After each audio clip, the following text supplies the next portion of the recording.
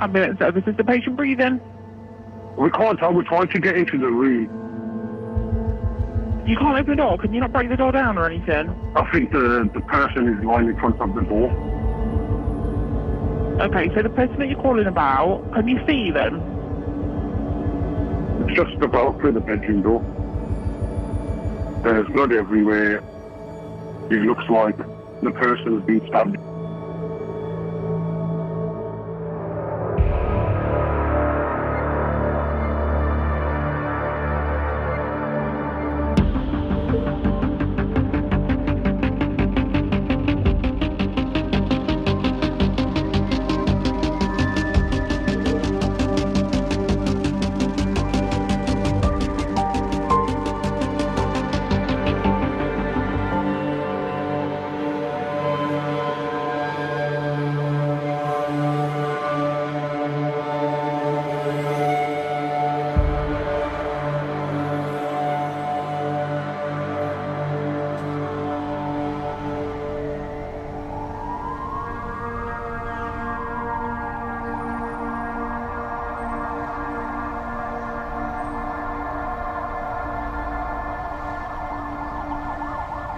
West Midlands Police have been alerted to a fatal stabbing in Birmingham.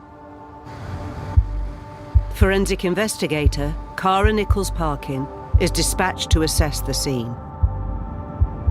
I've been working in forensics for 22 years now. I've dealt with hundreds of serious incidents and unfortunately a lot of murders. It's our job to go in there and identify who's responsible. We have to piece together what the forensic evidence is showing us.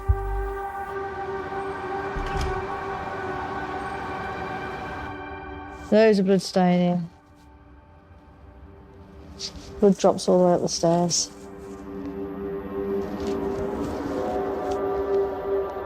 The team head to the bedroom, where emergency services discovered a body. The man is identified as 30-year-old Kenneth Ford, the tenant of the property. Really heavy blood staining. There's just so much blood in here. Cara starts by examining the victim for evidence of what could have happened. He's got quite a lot of injuries. Whether the injuries in his head are from a tool of some sort, it's hard to say. He's got bruising around his knuckles and everything, so I suspect he's fought back at some point. He got lots of defensive wounds to his hands, which just shows that the attack had been going on for some time. We'll get his fingers and hands done first, and then we'll swab his black eye, in case obviously that was done with a fist. Swabs are taken from the victim to check for the presence of anyone else's DNA. There was nothing to suggest that this was a robbery or anything like that. Does he know the person that's committed the offence? We need to find out what's happened. With a violent killer at large, police start urgent door-to-door inquiries. I don't suppose you've heard any disorder over the last evening, this morning, I think? It's fighting or somebody's... I can't really give you too much information. Have you seen or heard any disturbance over the road at all? Nothing. Nothing at all? I've seen is I've come here and gone back. Yeah. All right, no worries. Thank you guys for your help. Okay. Have you heard anything in there today? Yeah, last night, yeah. What time was that roughly? Could you hear anything in particular?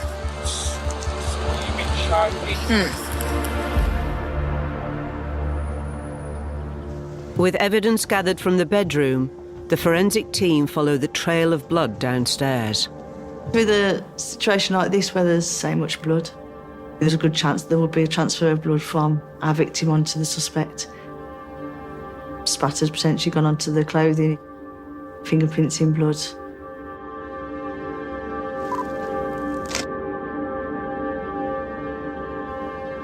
There's some stain on the floor, and there's a lot of blood down here. Did it start down here and move up there, or has it been moving between the two? The scene is secured for further forensic analysis, and Kenneth's body is removed for post-mortem. Have a quick chat, mate. Officers at the scene identify the man who called the ambulance. Basically, I had a call saying that, you need to call an ambulance for Ken. Something's happened. And I said, where are you? Call the ambulance if he's not in a good state. He goes, no, I've gone. Can I ask who that was, mate? His name's Gary O'Neill. I'm just seeing if I can get any more on him. An officer checks the police national database of all known offenders in the UK. Gary O'Neill, there you go, got you. That's going to be him.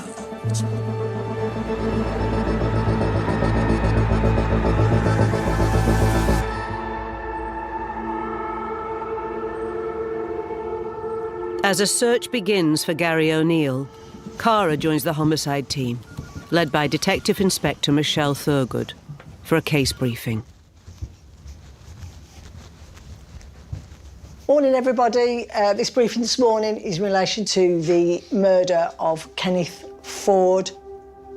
A phone call was made to a friend of the deceased from Gary O'Neill saying that Kenneth needed an ambulance.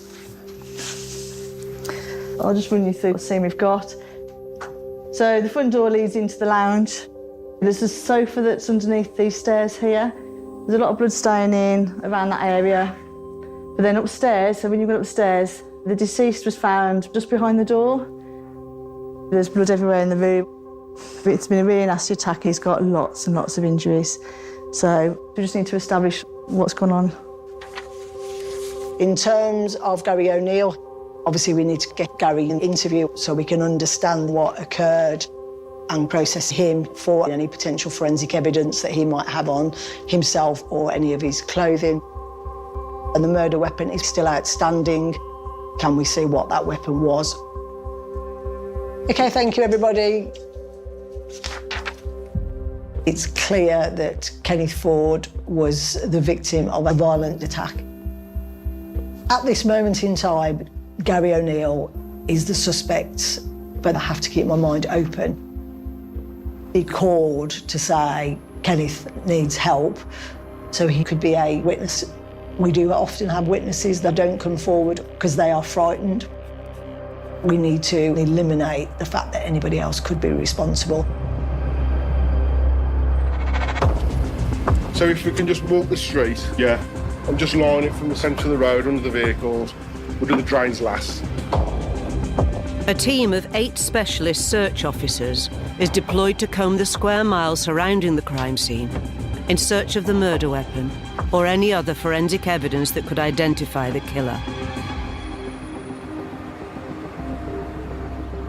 With no sign of Gary O'Neill in the local area, officers begin to trace his card transactions, looking at where he's used it within the last 24 hours. We can see where he's used his bank card. That can be financial transactions in shops, restaurants, or it can be use at cash points and ATMs. We can literally track any kind of expenditure that he's doing. Gary's financial records reveal that he bought a coach ticket in the early hours of the morning before Kenneth was found dead. Up to 15 coaches leave Birmingham Station every hour to destinations throughout the country. He could be going anywhere all over the country. Our concern is that he's going somewhere where there's a port, where he can then continue his journey and leave the UK entirely.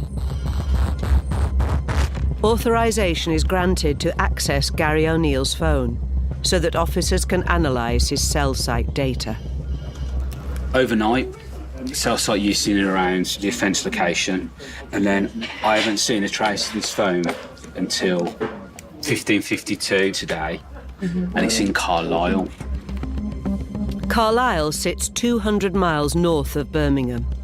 When somebody's using the internet or social media platforms, or whether they're making actual phone calls, they're connected to a mast. All of that phone data can be tracked. But he's now moving away from Carlisle. He's following the M6. Yeah, he's tracking up the M6 now. Already past Lockerbie. So he's heading to Scotland. Yeah. This is a serious point in the investigation. If Gary O'Neill committed this offence, he's a dangerous man. We need to arrest Gary and get him into police custody.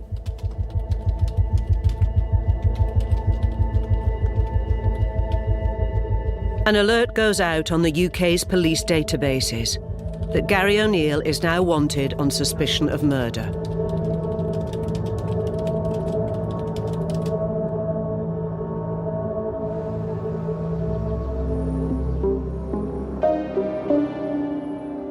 With bloodstains suggesting Kenneth was assaulted in different parts of the house, blood pattern analyst Phil Field is sent to the crime scene to determine how the attack unfolded.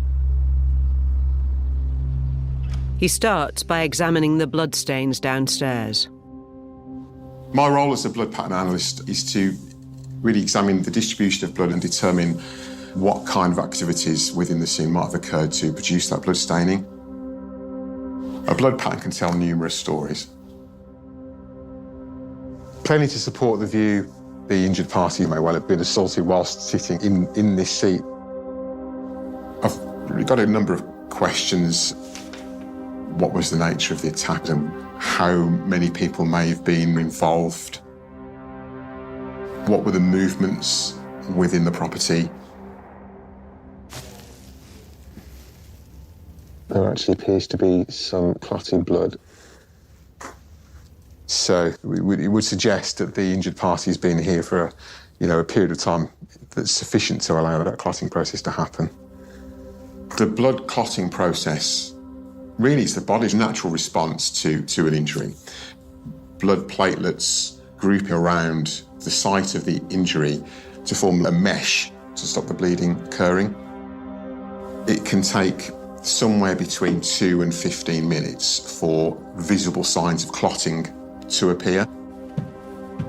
Having analysed the blood patterns downstairs, Phil heads to the bedroom where Kenneth's body was found. I've just discovered some spatter on the radiator behind this curtain. There's some moving transfer patterning going on here that indicates quite heavy contact with a heavily blood-wet item moving in contact with the radiator. So in terms of identifying an attack site in the property, this is definitely one. There actually appears to be some clotted blood and some tufts of hair in that stain. The blood within this region provides really good evidence that this attack has occurred whilst the victim's injuries have already begun to form clotting blood. So his injuries have actually been sustained at least several minutes earlier. If I were to hypothesise, I'd be saying he's bled a lot here and then made his way upstairs where he's really taken more of a beating. The different sites of clotted blood suggest that Kenneth was attacked over an extended period of time.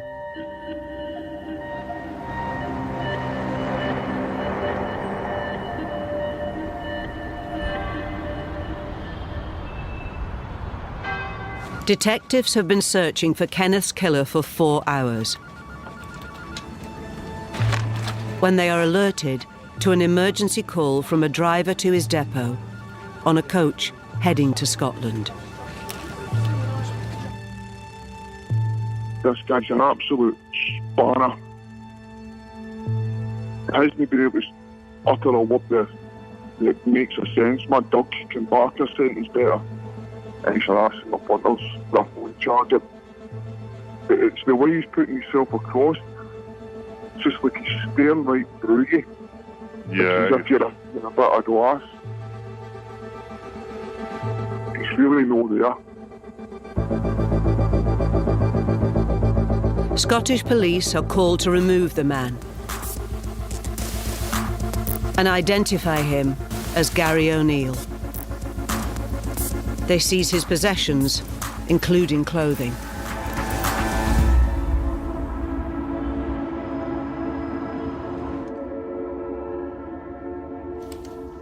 I'm just looking to get a better understanding of who the suspect is in this case. With Gary detained, Lisa turns to Kenneth's social media accounts to work out whether there's a connection between the two men. We can do work then around their Facebook and things like that and see how closely linked they are.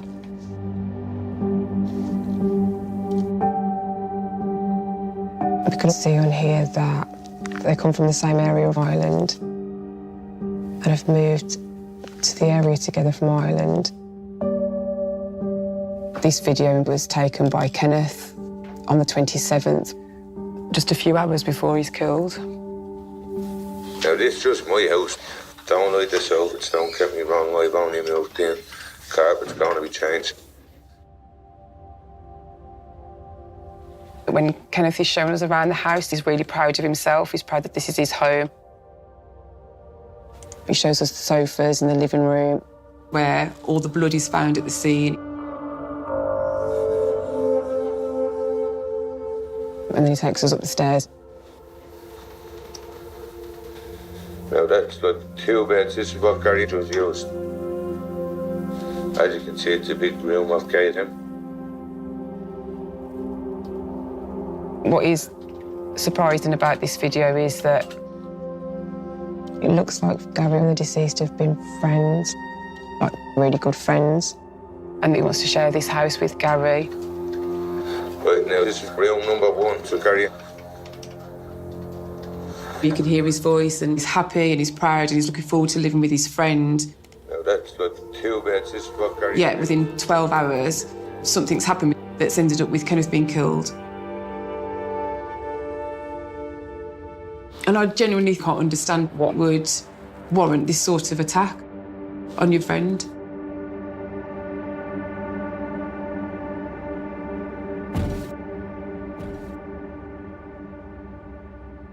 The next morning, Gary O'Neill is transferred from Scotland to Birmingham for questioning.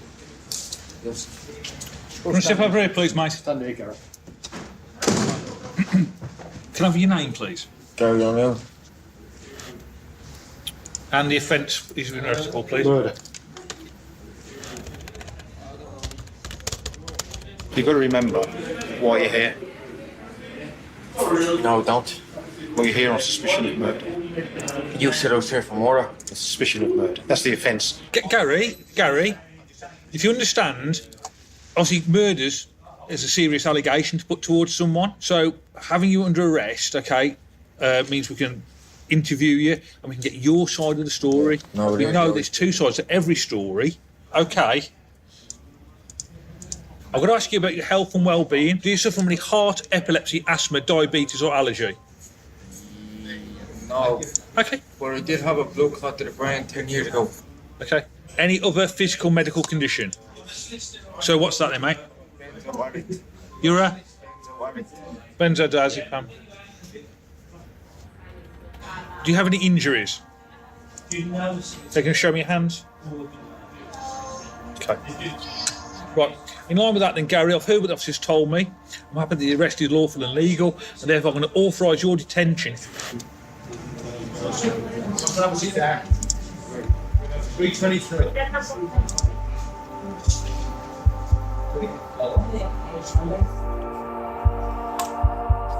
Swabs from Gary O'Neill will be tested for traces of Kenneth's DNA. They will also be compared to DNA found on Kenneth's body to determine if Gary was involved in causing his injuries. Only DNA I'm gonna find here is my own DNA.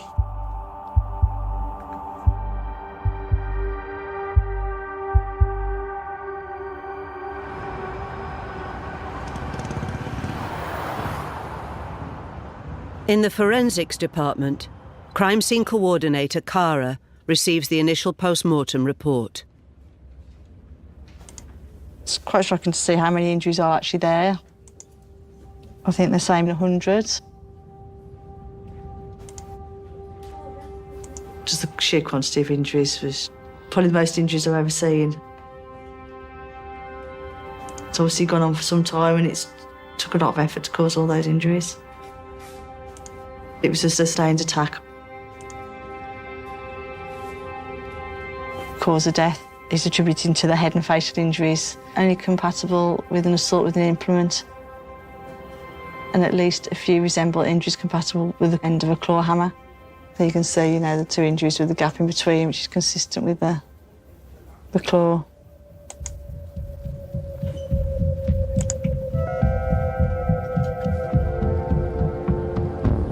With Gary in custody, detectives call upon Cara to establish a forensic strategy for the investigation.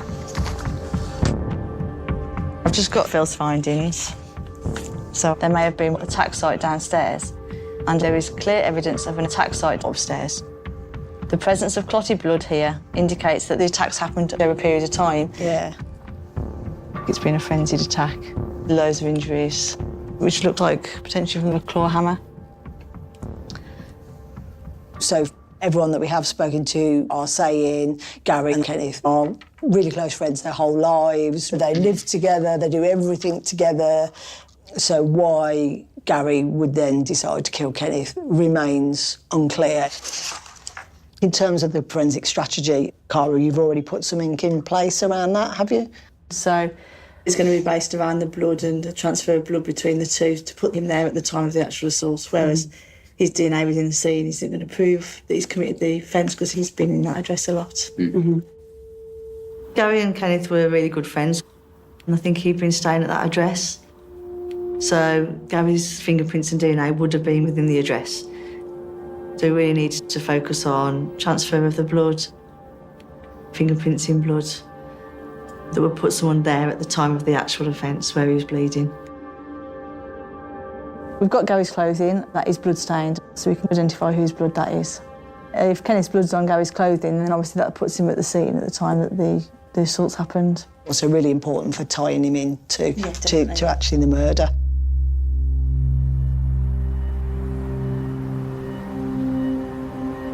To determine whether Gary was present during the attack, Cara sends in a team of specialists to search for any fingerprints in blood at the scene.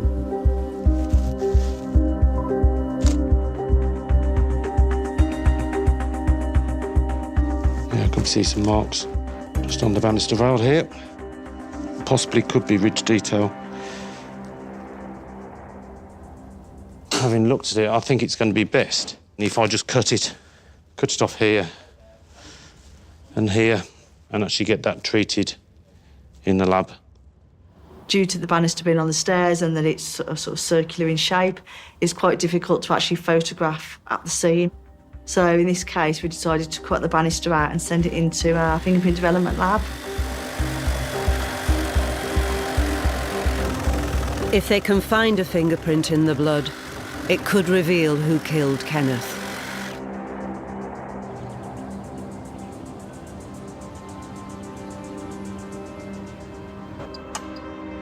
The mark in blood on the banister is fast-tracked for forensic examination.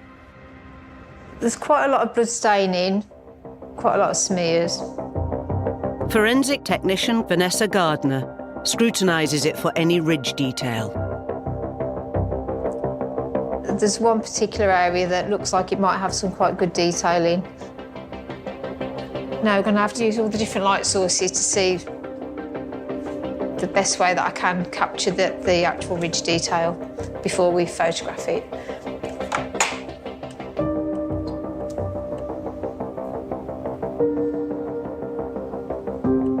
We can see the area of ridge detail in blood, and this filter is making the blood appear darker, so it's giving us more contrast.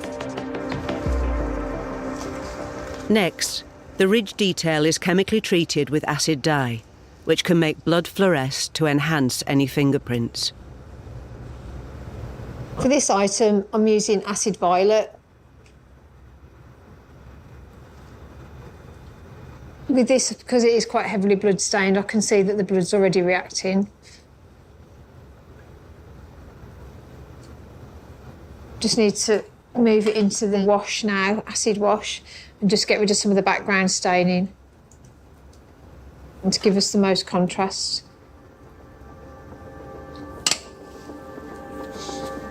The ridge detail must be further enhanced to be usable for the Fingerprint Bureau. We're getting contrast, but we're losing the ridge detail, so when we turn it into a grayscale image, that might be better for the fingerprint expert to have a look at.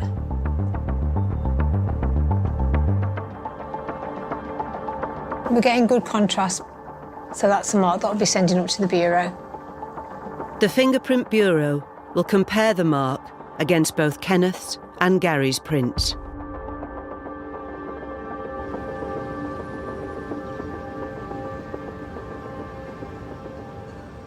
Detectives are still trying to establish whether Gary O'Neill was at the house on the night of the attack, and if he was alone. OK, so we've got some footage from the scene, which is Colebrook Road. They retrieve footage of the streets near Kenneth's house from the day he was killed. Kenneth Ford has been killed in a particularly brutal attack. We have no murder weapon and we have no forensic evidence to link the suspect to the scene at the time of the attack. There he is. Here we've got the suspect walking towards the front door. The suspect goes into the address. There's a couple of other people with him and they look like they've got a pushchair. And what time's that at? This is at 22:58. So they've all gone into the address.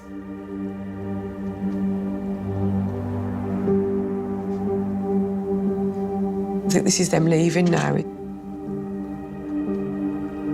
So now we're on 23:21. So they've been there about 22 minutes maybe altogether. Yeah. And we can see the suspect and the person who we believe is the deceased in the doorway. Because he's quite tall, isn't he? He is tall. We've just got the suspect and the deceased left in the home address, haven't we, at that point? Yeah.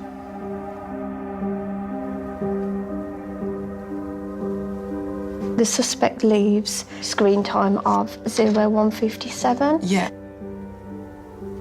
And then he looks to be a little bit worried about that. By the ambulance. Yeah, Yes, definitely. okay. So he walks off the other way, but the other way is a dead end. So he kind of waits a little minute, walks up there, and then comes back past. So it looks like he's carrying a big, shopping bag, isn't it? We could have taken the murder weapon with him. Yeah, looks like it. So in between the witnesses leaving and this time now, nobody else comes or goes to the address. This is a real breakthrough for us because this shows that no one else is in that property, just Kenneth and Gary, which obviously leads us to believe that no one else can be responsible for what's happened to Kenneth.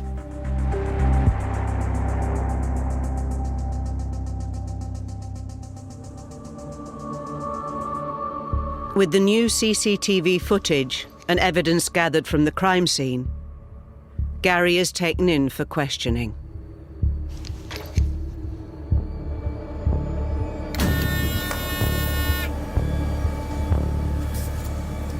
So, Gary, you were arrested on the offence of murder. The law states murder is where a person of sound mind and discretion unlawfully kills with intent to kill or cause grievous bodily harm. Did you commit murder against Kenneth Ford? No comment. Okay, Gary, so what I'm going to do is I'm going to show you some CCTV that we've recovered. Is that Ken that's come to the door there, Gary? No comment. We know when the unknown male and female had left that it is yourself and Kenneth in that property. Is that you? No comment. What looks like a shopping bag in your hand? No comment. Was Kenneth alive at that point? No comment. Okay. We're showing the full photographs of injuries to Kenneth's head. They're not pleasant, okay? He's been subject to what appears to be a frenzied attack. Blunt force trauma on his head, other injuries on his torso. How has he got those? No comment. What weapon did you use to hurt Ken? No comment. What I'm going to show you now are photographs at the address. We have bedding that's heavily saturated in blood. You're nodding your head, and then you can see blood on what appears to be the door. Whose blood is that? No comment. Have there been any disputes between you and Ken? Were you angry? No comment. Whose blood is that on your clothing? No comment. If those clothes are sent off, will there be any of Kenneth's blood? No comment. Will it be your blood? No comment. Kenneth is dead. You were there that evening? That's your mate, isn't it? You've come to England together for a better life. This is your opportunity to tell us what has happened.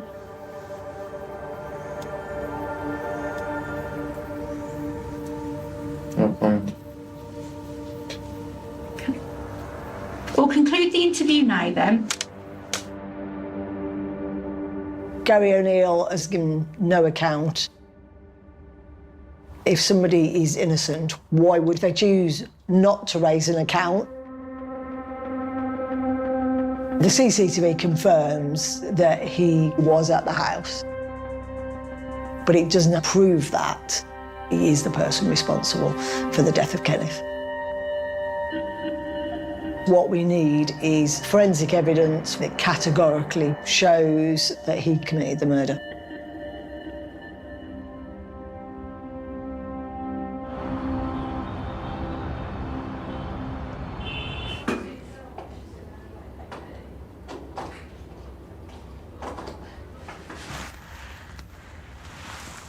So I'm just laying the item out just so I can see it from the front. The top that Gary was wearing when he was arrested has been sent to a specialist laboratory to examine for blood. Straight away, I've found some red-brown staining. So I'll test it using Castlemere and see if it gives a positive reaction. The faint spatter marks on Gary's top are tested using a filter paper. Next, a chemical mixture is added that contains phenolphthalein, followed by hydrogen peroxide. If blood is present, the chemical will react by turning pink.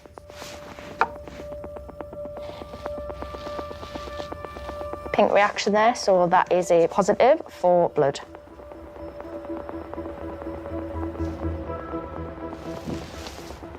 Right, so what we got, hoodie? Yeah. Hoodie top. With the marks confirmed as blood, forensic scientist Steve Paddock begins a detailed blood pattern analysis. If we find Kenneth's blood on Gary's clothing, then that would be crucial for the investigation because it would put Gary at the scene at the time that Kenneth was bleeding. So we've got a direct link with him to the assault. Right. Let's have a look at this. It's quite widespread, isn't it? Mm-hmm. Some contact staining down the right sleeve. Some of it quite heavy. Well, during an assault, you may have blood transferred in a number of different ways. Firstly, when a perpetrator or their clothing comes into direct contact with a source of wet blood, and it will create what we call a contact or a transfer blood stain. The second way is where airborne droplets are projected through the air. Blood can be flicked off a hand or a weapon, or if a forceful blow is delivered into a source of wet blood. We have got some airborne stains on the hood as well.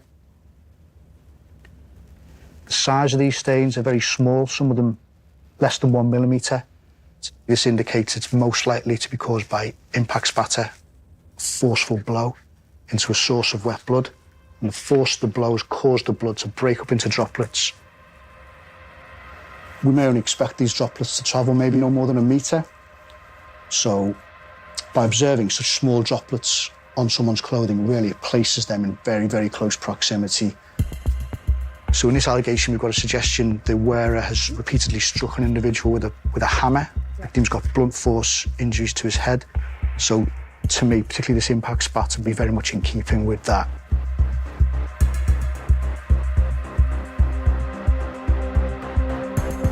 Quite odd-looking staining, quite like a downwards direction. Yeah. And one explanation for that is the hammer's been swung with blood. Yeah. It's wet with blood, it's been swung and stopped. And his right shoulder, and the blood's projected down to the lower rear of his back. Let's take a couple of stains for DNA. Certainly, if DNA matches the victim, certainly take some explaining. Yeah. The blood samples will be analysed for DNA profiles to determine whether the blood belongs to Kenneth or Gary.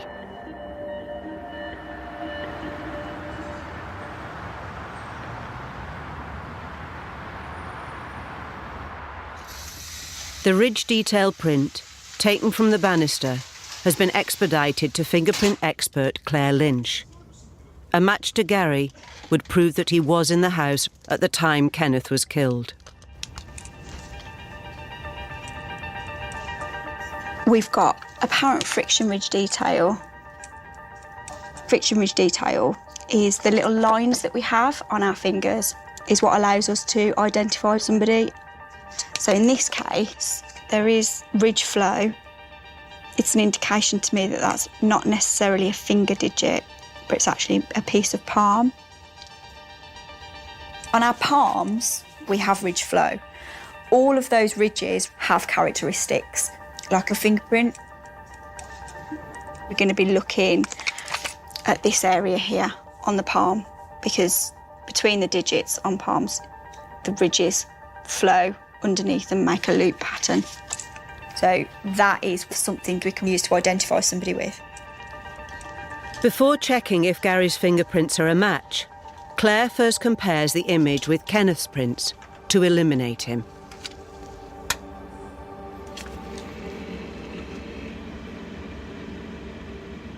When we're looking at our characteristics, we want to ensure that the characteristics on this side, which is our recovered side, match exactly to the ridge characteristics of our known impression.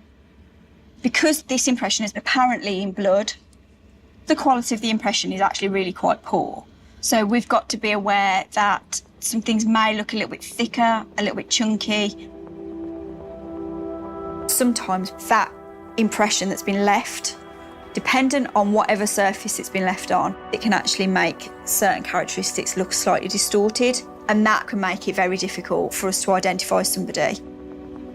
So we have a ridge coming down here, a ridge coming down here, and they join at the bottom and then carry on. On our known image, we've got a ridge coming down here, a ridge coming down here, and they join and carry on. This characteristic here is called a bifurcation. 2, 3. 1, 2, 3. So I'm counting here. So I've got a ridge ending that's coming up, and then I've got 3 intervening ridges. So they're just ridges that go between 2 different points of characteristics. We call it coincidence sequence, and it's just where we have the same characteristics in the same placement from one to the other. It just takes one difference to say that it's not that person. So I'm satisfied that everything that I've marked from this impression is actually present in the fingerprint form. My conclusion is that it is an identification to the right palm of the deceased person. Confirmation that the fingerprint is Kenneth's means that detectives still need forensic evidence that places Gary at the scene at the time of the murder. In my opinion, from his own actions post-offence, Gary is the person responsible for the death of Kenneth. So it's really important we look at all the possible lines of inquiry to link Gary to the attack.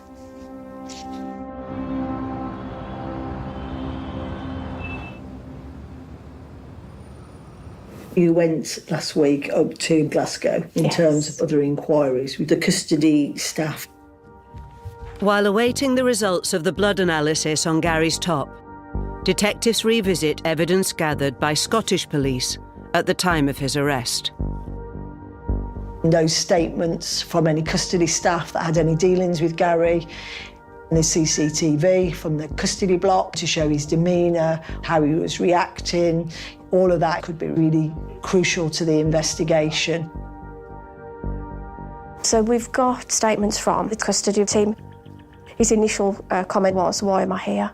And she said West Midlands Police were coming to collect him at some point to speak about a murder. And then he's asked, "Is the person dead?"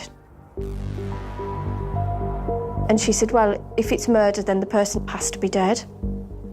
She said that he started to get really upset then, with tears flowing down his face. And then he had said that they'd had some kind of falling out. Which is really, really interesting, bearing in mind he then went on to say no comment in interview. And then he's gone on to say, "How long do you get for murder?" And the lady's replied, "Well, anything up to life. It all depends on the circumstances." He then said, "I wouldn't get done for murder if it was an accident."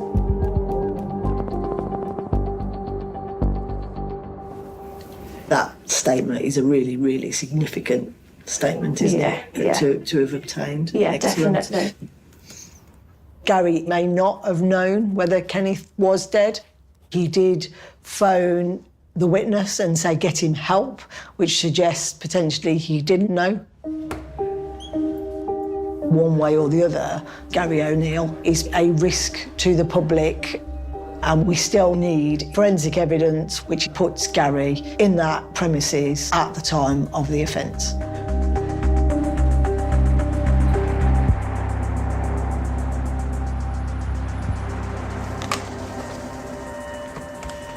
Scientist Steve Paddock receives the results from the blood found on Gary's top.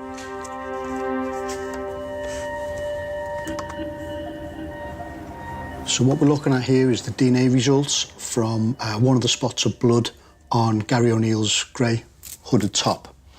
We look at 17 specific areas of DNA in an individual's genome. Each area would normally expect to see 2 DNA components, one inherited from each parent. Where we only have 1 peak, this means the same area of DNA has been inherited from this individual's mum and from their dad. Also, what we're seeing is these minor contributions of DNA. So we have DNA from at least 2 individuals within the result. One individual has contributed significantly more DNA than the second. So what we have here is I have Gary O'Neill's reference DNA profile. This represents a graphical representation of this string of numbers. So if we look at this first area of DNA, I can see that Gary O'Neill, his components are 15 and a 17. So they are represented within this DNA profile. We can see that there's a major designation of a 22 and a 23 and a minor designation of an 18 and a 19. If we refer to Gary O'Neill's reference DNA profile, I can see he is in fact an 18-19. So we can see that it's possible that Gary O'Neill has contributed a very small amount of DNA to this result. This is not an uncommon finding. We'll pick up some background cellular material, generally from the wearer themselves. What I have now is a reference DNA profile obtained from Kenneth Ford. So we can see at the first area, Kenneth Ford has a single peak and it's designated as a 15. We move on to the second area of DNA. Within Kenneth Ford's reference DNA profile, again, this is a single peak, this time designated as a 14. If we compare this to the same area of DNA from a blood sample taken from the jacket. We can see this is a large single peak designated as a 14. And in fact, if we go along the remaining areas of DNA, we can see a Kenneth Ford DNA profile matches the major contribution obtained from the blood sample on the jacket. To me, this will provide very powerful evidence that this blood has in fact originated from Kenneth Ford.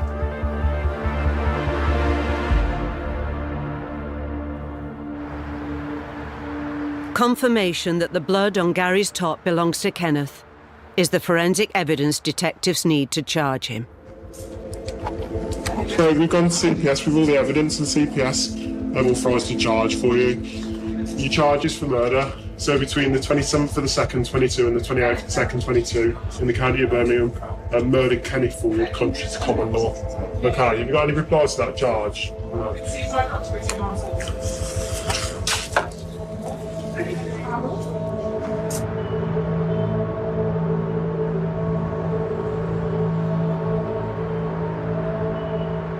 After being charged with the murder of his friend, Kenneth Ford, Gary O'Neill submits a defence statement. We have the defence case statement for Mr O'Neill. Quite interesting and not probably what we expected. Gary says, I had an argument with Kenneth Ford. During the course of the argument, he told me to leave his house. I went to get my PlayStation and he said that I couldn't have it. Hit me on the head, knocked me down. He kept hitting me and I was worried as I had previously had a serious head injury. I tried to hit out to stop him but couldn't.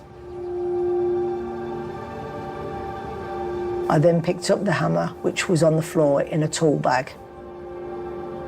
I hit him with the hammer to stop him from hurting me. I do not know how many times I hit him with the hammer. I remember hitting him downstairs, but I have no recollection of hitting him upstairs. I did not set out that evening to kill Kenneth Ford. I am sorry for what happened.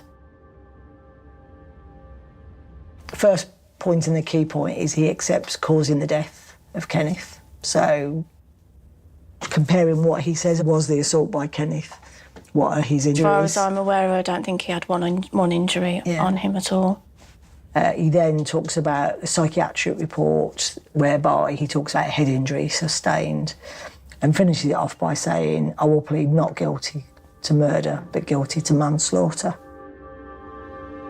This defence case statement has a huge impact on the investigation because we are now looking at a potential plea of manslaughter due to diminished responsibility. Diminished responsibility is where you've got an abnormality of mental functioning from a recognised medical condition that may affect the ability to form a rational view on what is happening at that moment in time.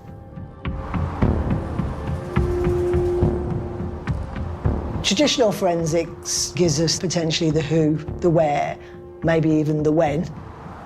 Forensic psychology can assist us understanding the why. To decide whether Gary has grounds for diminished responsibility due to his head trauma, the Crown Prosecution Service calls upon an independent forensic neuropsychologist to make a clinical assessment. Forensic psychology is increasingly being seen as of assistance to the court.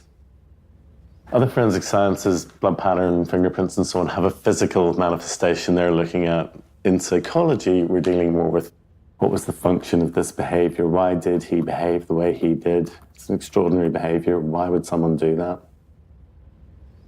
Somebody might have some impairment or damage that means they don't understand the nature of the act or they don't understand that it is wrong.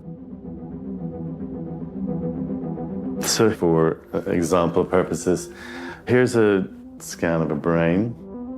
What we're interested in is where there might be some gaps or lesions in the brain. And that can happen with head trauma, which could be as a result of blows to the head.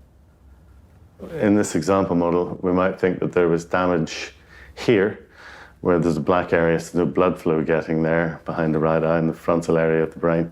It's a little bit like if there's roadworks and you can't get down a certain street, the blood can't get to that part of the brain. If that impaired, we can't think things through properly before acting. Behaving becomes impulsive and not something that's completely under our own control at all. So in Mr. O'Neill's case, he says he's had a head injury. And when looking at diminished responsibility, an absolute sort of cornerstone of our work is to look at whether somebody is telling the truth. Are they attempting to exaggerate difficulties, pretend they have a problem that doesn't actually exist? Now, maybe he has had those things, but we have ways and means with the testing that we do to detect people who are faking. This is a murder trial. It will have significant consequences for the accused. It already has very significant consequences for the families of the poor deceased. I would be running between 15 and 20 separate psychometric testings to give it the gravity that it deserves and make sure I get a full and proper set of information and opinion to offer to the court.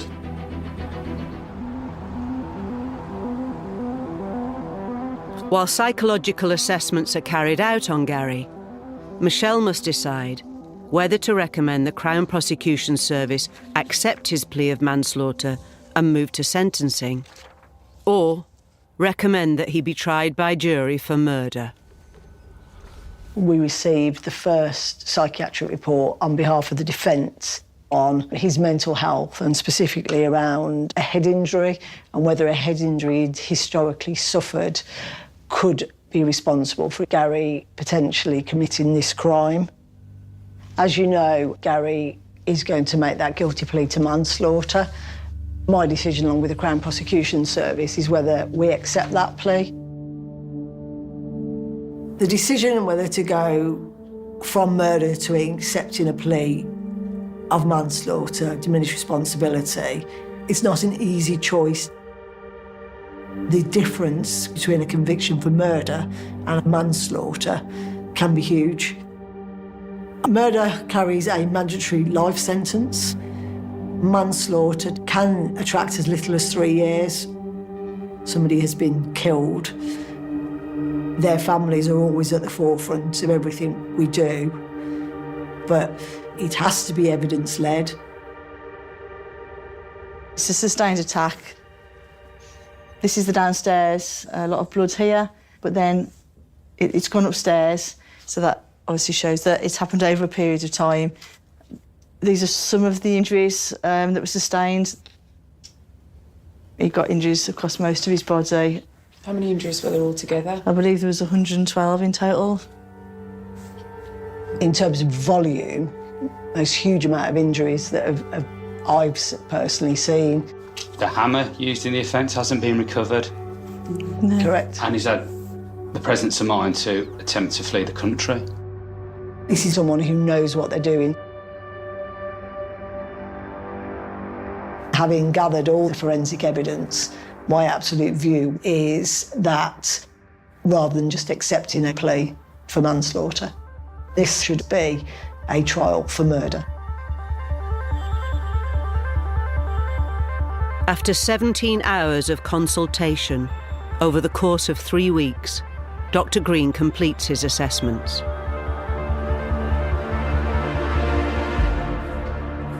He must recommend to the jury whether Gary O'Neill's plea of diminished responsibility should be considered by the court or dismissed. After assessing Mr. O'Neill, there was clear evidence that the head trauma caused damage to his brain such that blood is now not flowing to parts of his brain that would help him control and organise his behaviour, and he's incapable of stopping himself once he has begun acting. Across many of the tests, looking at his ability to weigh things up, he's scoring around the first percentile. This means that 99% of the population would be more able than Mr. O'Neill to plan their behaviour and understand the consequences of their actions.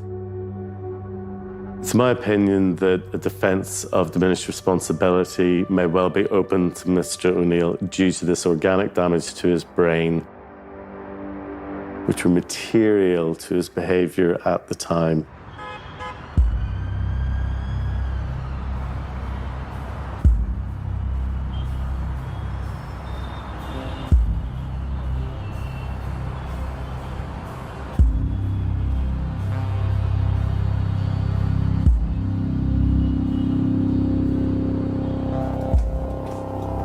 Diminished responsibility is very complicated and it has a huge impact on the investigation because it's the difference between murder and manslaughter, and Dr. Green's assessment is a key part of the evidence. It's right and proper that the jury have the opportunity to consider all the evidence and reach a verdict.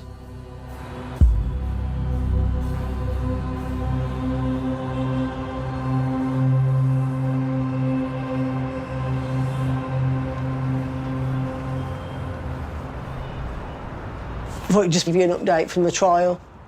So, Gary did give evidence, but says he doesn't remember what happened. Nothing at all? Nothing at all. The jury took the view that potentially brain trauma, that affects his ability to remember, and that affects his actions on the evening, and came back with a verdict of not guilty murder, which by natural default means he is guilty to manslaughter, diminished responsibility. Forensics led to him pleading guilty. We just haven't got the murder verdict, have we? Disappointing.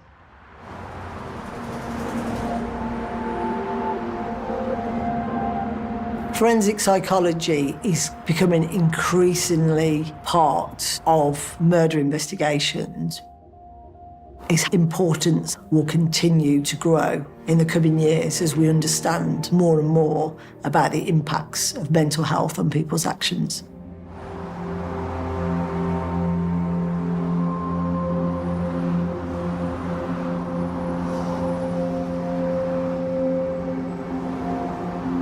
The jury verdict of guilty to manslaughter was obviously very hard for Kenny's family. Now, this is just my house. Look at the size of it. They will always believe the sentence is not equivalent to the fact that their son has lost his life. Diminished responsibility gives a reason. It's not an excuse.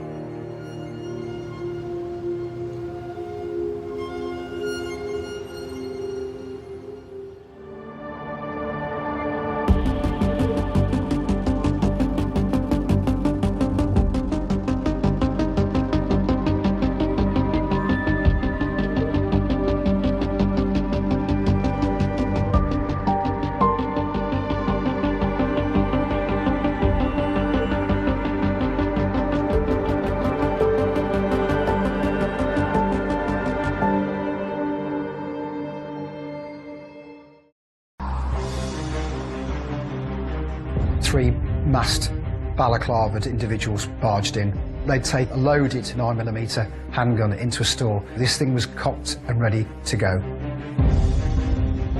It was like walking into a nightmare. Craig came straight from the side area of the living quarters at the store, and he rained a number of blows down on one of these individuals.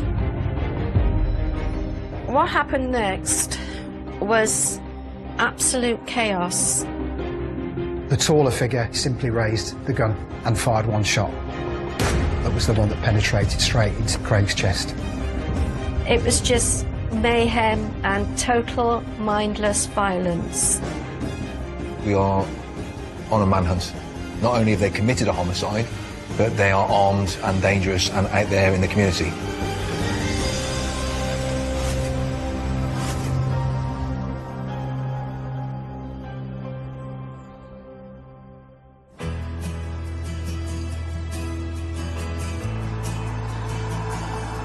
Just 15 miles outside of Birmingham lies the quiet village of Fairfield. The area itself is very quaint, very picturesque. Rolling hills, farmland, you know, you just get those farmland smells that drift into the village, you know. And I've known it for a long, long time because I've lived here for most of my life. Everybody does know everybody in Fairfield. People feel safe, and they should feel safe in a small village like this. Yeah, it's a very close-knit community, and the Fairfield Post Office is at the heart of that community. When I was a lad growing up, I'd walk to the shop, which was the post office in Fairfield, so it's got that feel, that family feel of the post office being in the village that everybody sort of gravitates towards, really, to get their local supplies. In 2003, Judy and Ken Hodson Walker decided to move to Fairfield and take over the running of the post office with their son Craig. It's a lovely village, beautiful village. One shop, one church, one school. The people support each other. It was an easy decision to buy the property and the business. We moved in on the Thursday.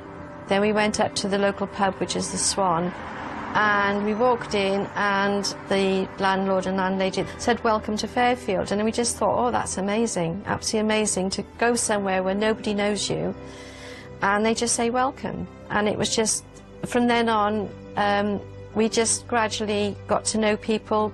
You feel that you had your own little place in the world. The post office in Fairfield was the hub of the local community. It's the centre. It's where you go for your pint of milk, your morning newspaper. So Ken and Judy and Craig were, you know, part of that. People saw them every day. And so they were kind of really at the heart of that community. People were very fond of them.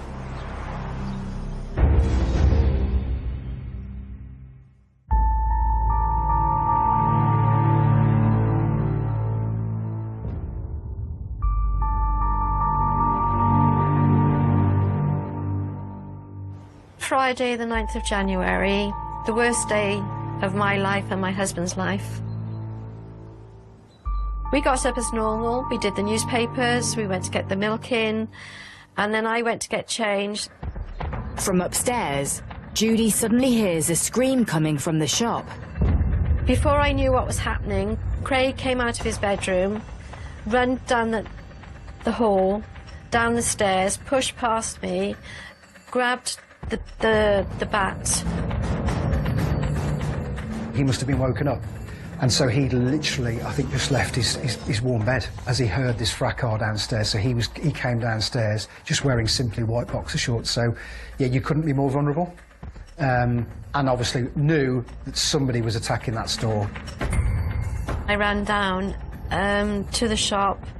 There was these three perpetrators with masks, couldn't see their faces. There was a guy with a gun in his hand. There was two others, just being very vicious. The scene that confronts Judy and Craig is horrifying.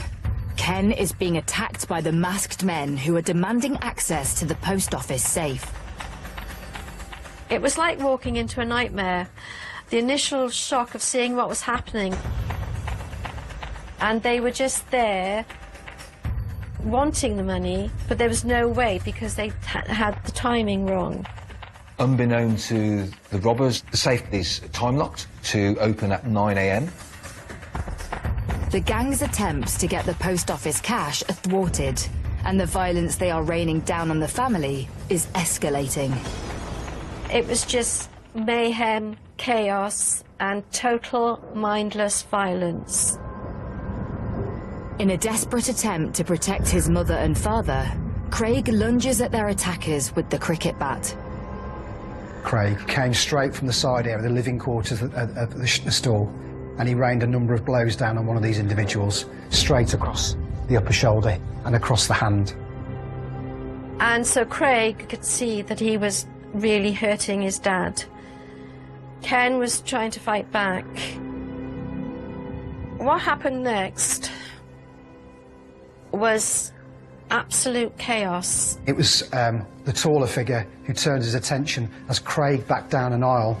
He simply raised the gun and fired one shot. That was the one that penetrated straight into Craig's chest. And that immediately caused him to fall. Judy then goes to his aid, and then the robbers continue trying to get the money out of the safe.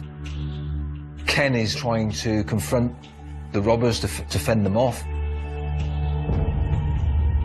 Craig's mum comes in and uses some sort of pole to also rain blows on them, so literally defending her family. Then the tall gunman fires at Ken and he's shot through the leg. So he was taken out and taken down, and it hit his lower leg, and then he fell, and then the racking fell on top of him. But these people didn't stop there. They continued to jump on that racking, causing further harm. They were intent on causing him harm and injury. But meanwhile, one of them was still jumping on the counter, trying to break into the cash register using the sledgehammer. But clearly, a minute and a half, roughly speaking, had passed. And clearly they thought, if we stay here any longer, we're going to be caught and we're going to be trapped in here. And they just simply fled.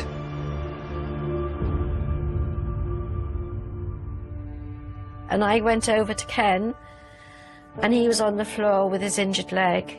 And then I went to Craig, and he looked at me and he said, he's gone. Craig had said to his dad, the last word he ever said is, they've got me.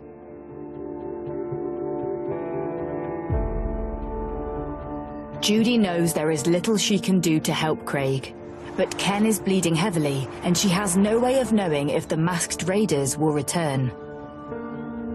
I grabbed the phone, tried to phone the police.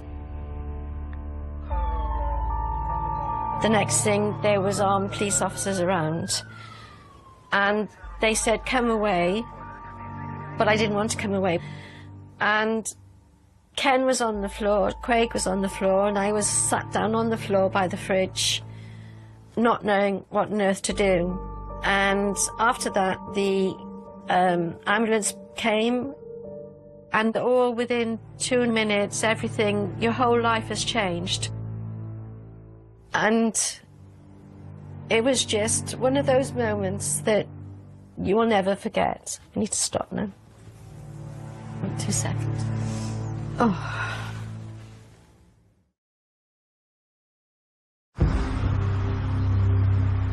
The residents of Fairfield are waking up to the horrific news that there has been a fatal shooting at their village post office. This kind of violence descended on them and left in its wake an utterly tragic scene for them to deal with. Judy's son Craig has been shot and killed by a gang of masked gunmen. Her husband Ken has been rushed into surgery, having taken a bullet to the leg. I was numb with shock.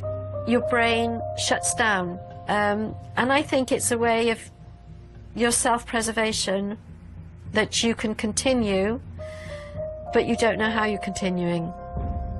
One of the things that stood out from that straight away was this poignant image of a son absolutely prepared to do anything that he could to protect his parents. Craig was happy and he was caring, put family above everybody else. And when he made you a friend for life. And he was very loyal. He had such a chuckle. When he found something funny, he just made you laugh because he just made you sort of chuckle so much.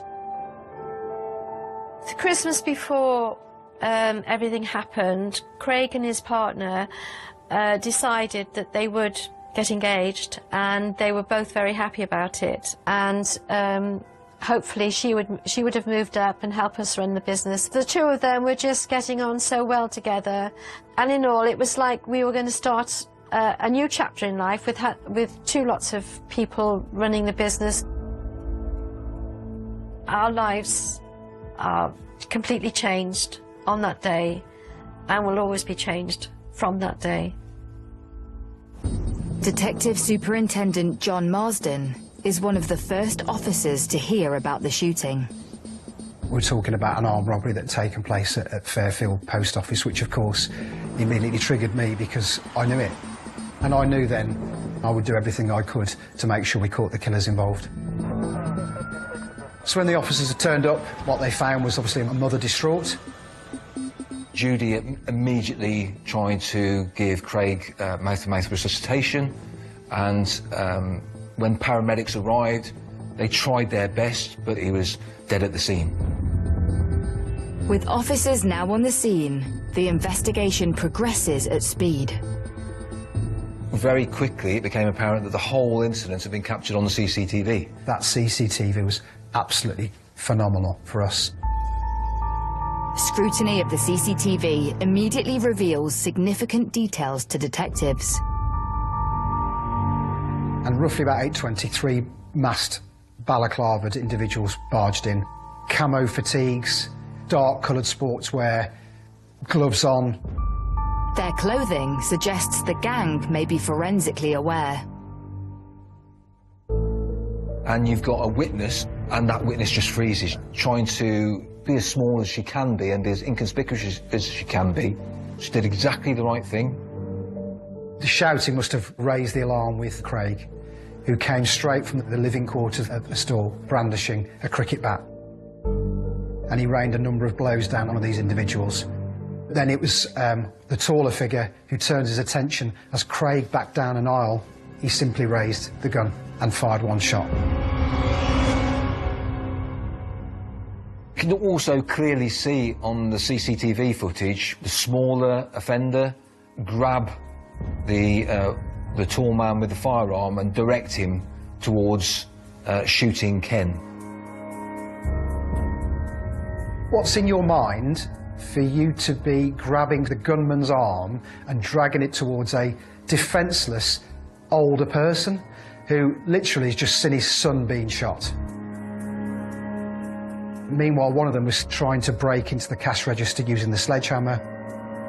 The cash register literally had coins, no more than a few coins in there. And if they walked away with £1, that's all they walked away with. And the carnage that was left as a consequence doesn't bear thinking about. With their faces covered, police are unable to immediately identify the men. But then, there is a breakthrough when search teams recover one of the weapons used in the raid not far from the post office. There was a sledgehammer that had been discarded. Orange handle, very distinctive. You've got several opportunities with that. One is fingerprints, but the other is also DNA, bearing in mind how hard you have to grip a sledgehammer. So if we could find DNA which belongs to one of the suspects, you've got a huge link. Detectives then hear that witnesses have seen the gang's getaway vehicle abandoned just a few streets away from the post office. We know that they got into a silver-coloured Volkswagen Golf. It was on false registration plates. Crooks think that they've got it sorted, right? They've tried to mask the identity of that particular car. One of the key aspects from the vehicles were the number plates. So we removed those from the vehicle, and they were sent away for forensic analysis. Detectives quickly uncover the origin of the getaway car. That Golf had actually been stolen on New Year's Eve from a car key burglary in the Solihull area of Birmingham. Another terrible attack on an innocent couple. The female was in the house having a shower. I think the husband had gone out to get some supplies, and as soon as he literally turns back up on the drive and enters the house, they barge in and they confront him with this meat cleaver and say, "We want the keys." The description that the victims in the carjacking gave us was of two guys who were probably of below average height, and you know that from the CCTV in the post office that you're looking at two guys who are actually, again, below average height. You're actually potentially looking at the same suspects. Further potential forensic evidence is discovered in the Golf in the form of a footwear impression. People always sort of talk about footwear patterns and identifying things by footwear patterns, but it's not the pattern itself that identifies you. It's things like the wear on it, the size, anything like that. So actually what you're looking for on the soles is damage. We all wear our shoes in different ways, we all walk in different ways, so you'll get wear patterns. Detectives hope that once they have an offender in custody, they will be able to match the distinctive wear patterns to his shoes. And police have a theory too about the gang's decision to dump the vehicle. You know, it's unlikely that they've abandoned it and then run into a house. The most likely outcome is that they've gone into another vehicle. If we can put those two vehicles together at any time, then that is key evidence. Knowing the forensic evidence in this case will be crucial, CSI examined the post office CCTV frame by frame. So when you see the cricket bat connect with one of the suspects, you're immediately thinking, injuries, are there injuries consistent with the bat that will appear on the suspect? You see one of the offenders jump over the counter of the post office. He's put his foot down on that counter. So therefore we've got the opportunity on that counter for shoe prints. It's not something that's going to be contaminated by everybody coming in and out of the post office, because we know that nobody else jumped over the counter. We found a great foot impression on the counter. And then we were slightly puzzled because it was actually a size 5 shoe. Now that is very, very unusual in an adult male. You've got an offender who, from the CCTV, is apparently male, but has got very, very small feet. And this is a really unusual aspect and something that potentially is really, really good evidence. As officers search for the gang, CSI turn their attention to the handgun used to kill Craig Hodson Walker. And we're looking for the casings, because obviously we're also looking for the weapon, because the markings on bullet casings are unique to the gun that's fired them. When the recovered bullets and casings are sent for analysis, the information returned to the investigation team about the gun they have come from is chilling. It's been quite notorious. It's called gun number 6, and it was linked to murders and to armed robberies. And they're able to match those bullets and bullet casings to a 9mm handgun that it turns out has actually been used in 11 crimes previously. What you get in the criminal fraternity is that you get pool guns, and there is an armourer, and criminals will go to him and request a weapon for an offence that they're going to commit. So the way that the tall gunman, raised his hands coldly and shot Craig at point-blank range tells me that it was very cold, very callous. You could see that they were criminals that were used to handling firearms and had no concern whatsoever for taking a human life. The attackers of this post office were highly unlikely to be locals. They would almost certainly have come out to Fairfield from an urban area. It's fairly likely that a gang like this have come out of Birmingham, given the geography. Pressure is mounting on police to stop this violent crime gang. The thing you've got to worry about is the psyche of these people that have shot one person, tried to shoot another, and they could do it again. What was the next target going to be? These people would stop at nothing if left unchecked. We are on a manhunt. We need to track down these offenders as quickly as possible because they are armed and dangerous and out there in the community.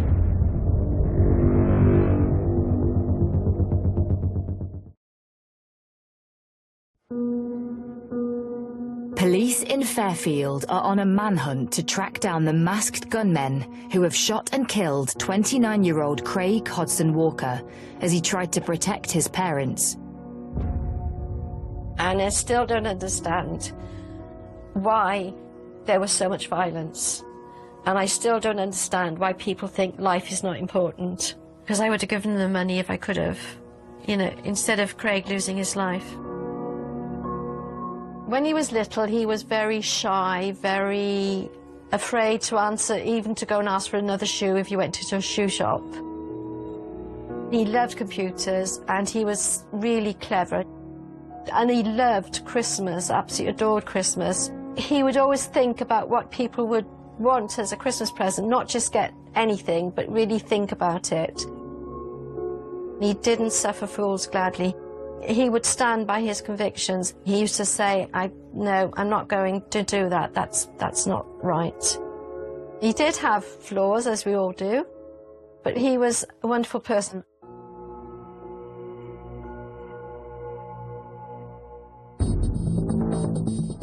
Police know the gang fled the scene in a stolen VW Golf. Reports now come in that having dumped that vehicle, they made off in a Ford Mondeo. That they then made their way back to the Birmingham area in that car. Witnesses are going to tell the police they've left in a Golf, and that's what the police are going to look for. Well, of course, they knew that. Therefore, they had tatty-looking Mondeo, old car, P-registered, I think, something that was not going to stand out in some ways, certainly to any other witnesses. Alarmingly, one of the vehicles has been seen in the area in the days running up to the robbery. It's actually been spotted near various post offices in the days preceding the armed robbery at Fairfield. They've been out casing places, trying to find the best post office to hit. And they were obviously looking for the post office, basically gave them the best chance of committing the offence without getting caught. They would maybe be looking for things like CCTV in the vicinity, escape routes, entrance routes, all that, where they could put a second vehicle that would not be particularly suspicious. This was an attack that didn't happen out of the blue. It was clearly planned. It clearly had reconnaissance in the area. Chillingly, the Hodson Walkers may already have come face to face with the men that killed Craig. There was footage from that store where it showed that there had been some efforts to case the joint. They'd certainly looked at this particular premises before and been in that premises before. Evidence is quickly mounting, but the identity of the armed robbers is still uncertain, so police appeal to the public for help. Within the day, maybe slightly longer, we were starting to hear the names. These crimes tend to resonate deeply with members of the public, and this was one where we had a huge number of calls into the incident room trying to provide us with information, and this really did progress at speed. We got lots of names coming into the inquiry. What happened was that the same names kept popping up, so obviously you've got to take that seriously, so you then start looking at these people. We begin to focus on 4 particular individuals. These have come from inquiries and intelligence development within the incident room. The names that keep cropping up to the police are Anselm Ribera, who is believed to be the taller gunman, brothers Declan and Christopher Morrissey, the 2 shorter men, and then a 4th man called Adrian Snape, who is thought to be the getaway driver. Once we have names of suspects, you then go back to the CCTV. Do they match the description of our offenders? How they walk, how they present themselves, their height, their build? Obviously, we know now that we've got height discrepancies. We've got a tall suspect and 2 shorter suspects, and the names that we've been given basically match the description of the suspects in the post office. When we confirmed the identities of the suspects, they were very, very well known, both in West Mercia and in West Midlands. So, names of Anselm Ribera, Declan Morrissey, Christopher Morrissey, obviously brothers, and Adrian Snape were the 4. And they had been involved in a number of incidents over the preceding years. Violent burglaries, car key burglaries, robberies, and in fact, I recall that Anselm Ribera had been released from a sentence for armed robbery and had served 6 years of that sentence. So we knew that he had formed for similar type offending. I think they like to live this lifestyle which pervade the fact that it was almost boom and bust. Do a robbery, get some money, enjoy yourselves, you know, go and drink, go and take drugs. And it was chaotic in that respect. But certainly robberies, post offices in particular, I think seem to be their easy target. As police piece together profiles of the 4 suspects, concerning patterns in their offending begin to emerge.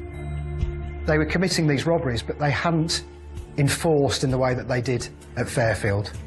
This was a step up on their escalation, the desperation probably to where they were going. So left unchecked, they would have continued to cause massive carnage. Obviously, having got the names of suspects that we're putting at the top of our priority list, what we're also looking for is evidence of association between those individuals. Do they know each other? You look for CCTV on the day or on the preceding days to look for association between them. You have to establish that these guys knew one another and that they were associating with one another in the days leading up to the robbery, because the whole point that you're trying to make is that you are talking about a criminal conspiracy here.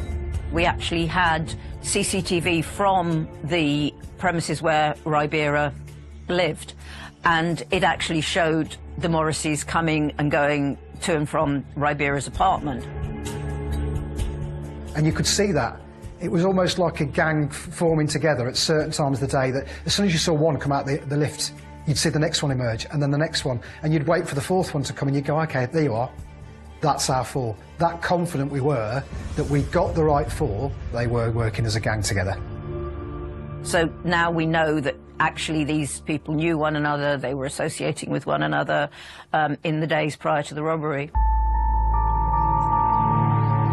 One of the witness appeals actually turns up some really helpful evidence. So witnesses saw a number of males walking through a field, walking with bags, black bin bags and a holdall. We've got another witness who sees some burning in that area. This guy had seen two people, and I believe part of his description, he described the disparity in height for the two people that were burning these items. We examine the scene and recover a burnt phone and burnt trainers. And obviously we know that other clothing has been burnt, but it's been burnt beyond recognition. But we can recover evidence from the trainers and the phone. That's the sort of information that is absolutely invaluable. Again, when you start to find those burn site remnants of shoes that were left half burnt, you go back to the supplier, you go back to the likes of Nike or Adidas, and you say, do you recognise this shoe impression? And they were able to tell us exactly what make that was, what model brand that was. You've got this link, you know, because we know that we've got certain footmarks in the post office. We've got the mark on the counter, we've got marks in the car, and then we find this pair of shoes, and it's like a sort of, you know, a hallelujah moment. The shoe and footwear prints all appear to belong to a single man. And so, with evidence mounting, police launch a dawn raid to arrest all four suspects. You can't arrest one and then allow for the fact that the others might hear that that's happened. So it's a coordinated approach where you can arrest all four at the same time before they can be warned. Thursday the 15th of January, only a handful of days post-event, unified strike, 6 o'clock in the morning, and we go to the homes of Christopher Morrissey, Declan Morrissey, Adrian Snape and Anselm Ribera. All of them arrested pretty much at home in their beds, and you can sort of imagine, can't you, with the fact that a firearm had been used, you can sort of imagine the wake-up call that they got, which is going to be quite surprising, with torches in your eyes and guns pointing at your head, and that's pretty much how it happened. And we take them into custody for the murder of Craig Hodson Walker.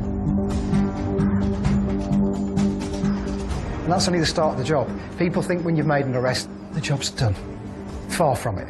There's lots of work to do to make sure that we could charge them at the end of the day. We know we've only got initially 24 hours to work with people in custody, and at that point, we didn't have lots of evidence to charge. They can only hold them for a certain amount of time before they have to either release them or charge them. So the race is really on.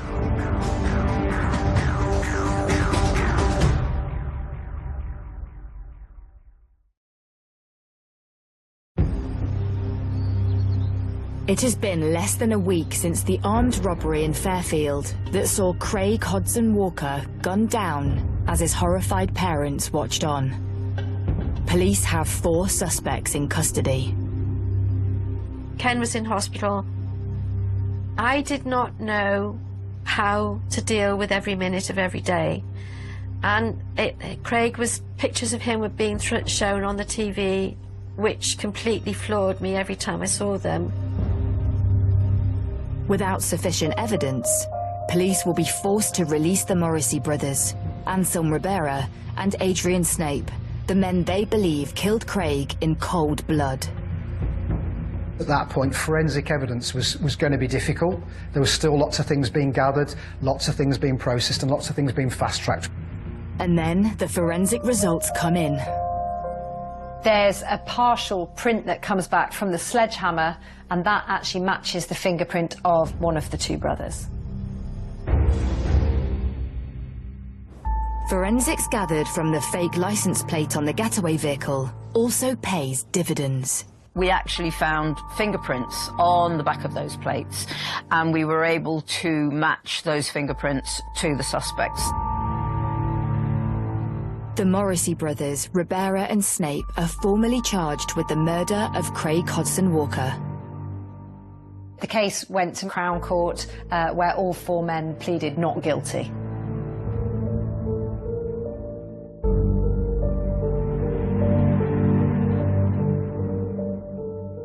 For Craig's parents, Judy and Ken, attending court is a harrowing experience. I found it horrendous to think we were so close to the perpetrators. The family are immensely strong, showed the solidarity. You got Ken that had been terribly injured and was in hospital for some considerable time, actually, post the event. But they were there, and they were there every single day.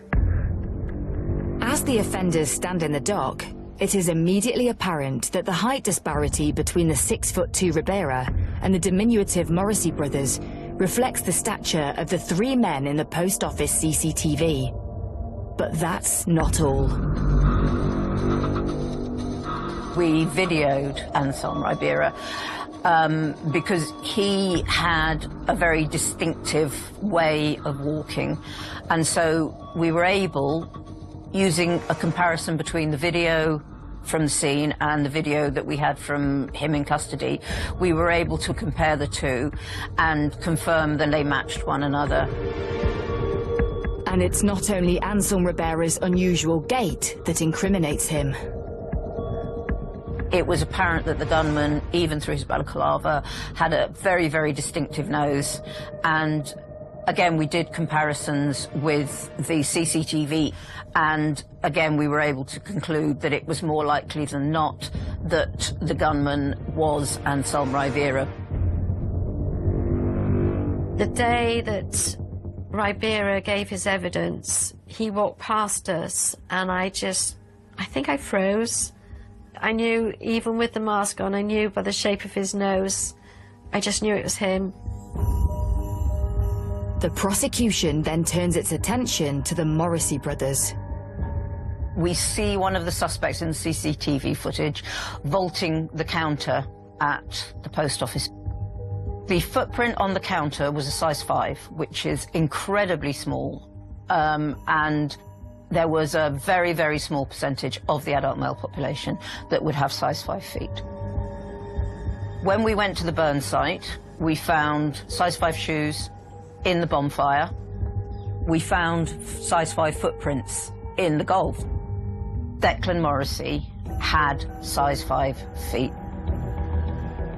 This was huge because the chances of it being somebody else with such a distinctive physical characteristic were very, very, very small.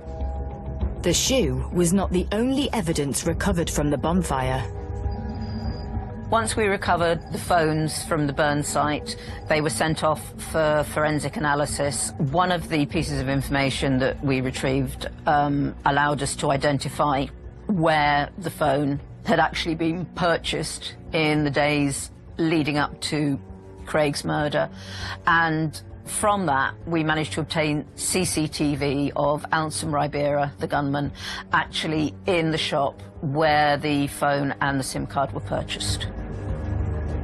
And that's not the only CCTV evidence the prosecution is able to present in connection with the burn site. There's a newsagents nearby that does have CCTV, and on that they find footage of what appears to be one of the suspects. He is clearly hiding his hand, which leads them to suspect that it's the person who had been hit with the cricket bat in the Fairfield post office. He is buying matches, which also suggests that he's buying those so he can then set alight to the evidence at the burn site. The man in the newsagents is identified as Declan Morrissey. Craig, in defending his parents, had hit the robbers, and sure enough, Declan Morrissey had injuries to his hand. We had the cricket bat, and you can actually marry up the bat with the injuries so that you can say that those injuries were inflicted by that weapon. Because we knew that Declan Morrissey had injuries, we thought he might have sought treatment for it. And we asked to view the CCTV in all of the local hospitals, and lo and behold, on the CCTV from Solihull Hospital, we see Declan Morrissey sitting in the waiting room, and it actually turned out that he had gone there to seek treatment for an injury to his hand. Despite the compelling evidence being produced, the men accused of Craig's murder seem unfazed. Denials throughout. They did have that air of invincibility about them. They sat behind their screen with the guards in the dock, sniggering, laughing and joking. They appear to have no shame, no remorse, no sense of guilt. There were times when they would just smirk. But the prosecution has evidence that will wipe the smirks from their faces. CCTV from the morning of January the 9th.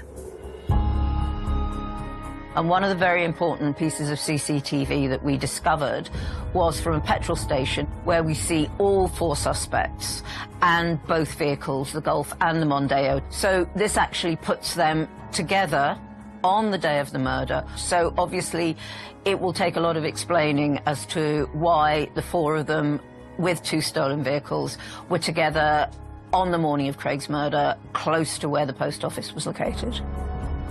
The film was shown of Ribera getting petrol, and his mother was sat directly behind me, and I heard her say, "That's not my boy," and I turned to Ken and I said, "We both know it is." But it is the gang themselves that deal the final blow in calls they made from prison. So yeah, prison calls are recorded, and only in special circumstances can we use those in evidence. It's another criminal that they're speaking to on the phone, and they become loose. They're talking about what they've done, almost bragging about what they've done. They were talking about it very freely, and they're laughing about it, as if it doesn't mean anything, that they've caused this pain and anguish to people that ultimately led to the death of an individual. Just terrible.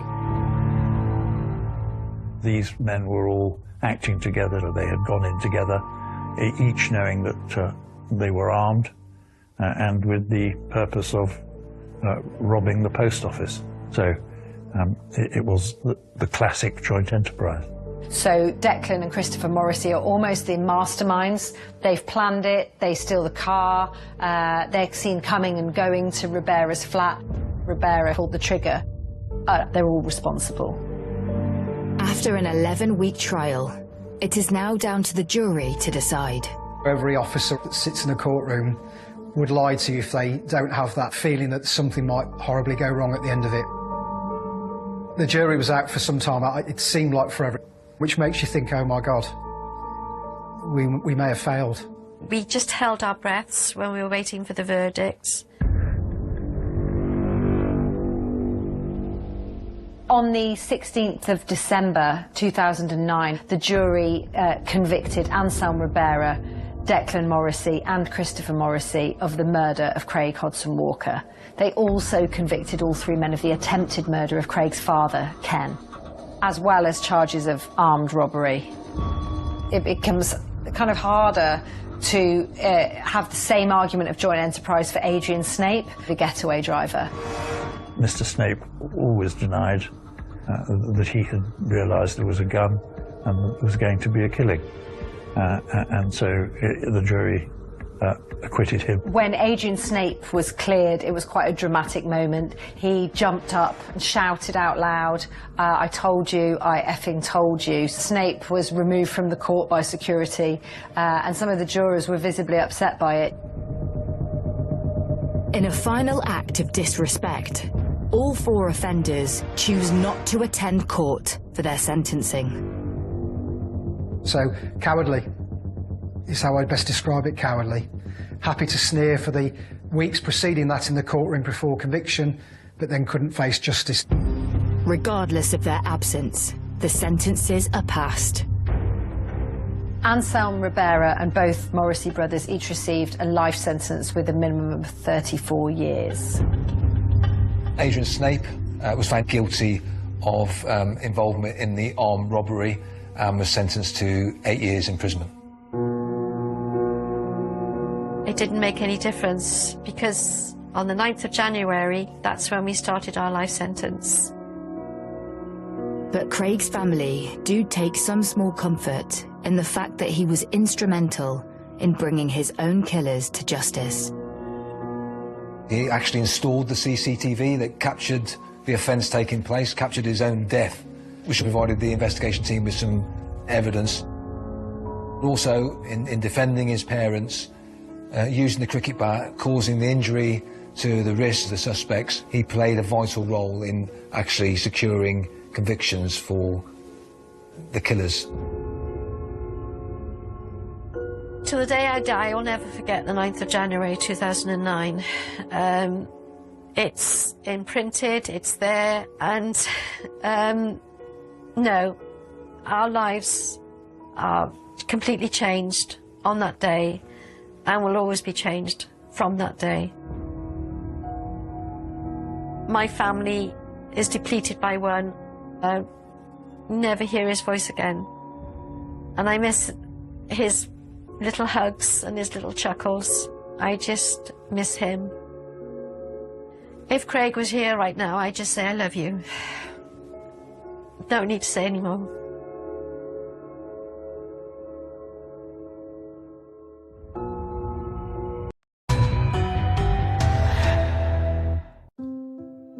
I think that anyone who becomes a prosecutor realizes the cases that you care about the most are the ones when the most innocent of us are hurt or murdered. If you can't protect them, then what are you doing? My grandma was 99 when she passed away, and I remember thinking, oh, she's super safe. When she went to her retirement home, nothing can happen to her. You have to feel that way. You need to feel that way. But in 2018, law enforcement officers around Dallas, Texas, happened upon a serial killer that was preying on a world of very vulnerable victims.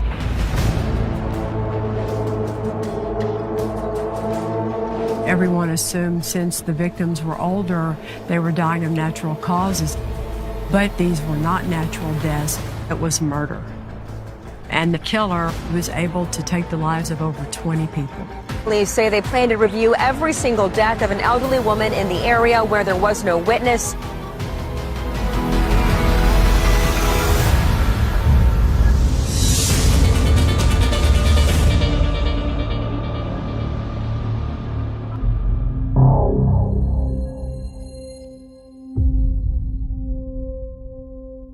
That morning, I was out running errands, and Scott called me and said he got a call from somebody who said that Mom didn't make it to the Dallas Cowboys watching party, and she wasn't at church.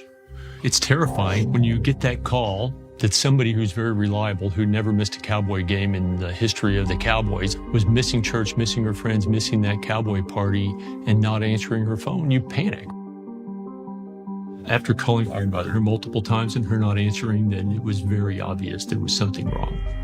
I contacted Rob, and we headed straight to the house. I was the first one there, unlocked the door, called for her, ran through the living room, and I saw her feet sticking out on the side of the bed. She was really pale. Her arm was across her face. I took her arm across, and her glasses were all messed up. She was unresponsive, dead on her bedroom floor. I'm just in shock. 2 weeks before, the doctor said, perfect health, you're going to live another 20 years. What happened? Your brain's trying to process that this woman that you'd spent Christmas with a week before is laying crumpled on the floor, dead. Rob stepped out to call 911. This flood of people to start rolling in. First responders, the EMTs, then the police show up. The detective had told me they've looked her over. They don't see any signs of a struggle, no bruising. They turned her back. Everything was fine. We asked the police, say, hey, we noticed that she was missing her rings on her fingers, her wedding ring and then the ring that my dad got her. That she never took off. These were fixtures, and they were gone.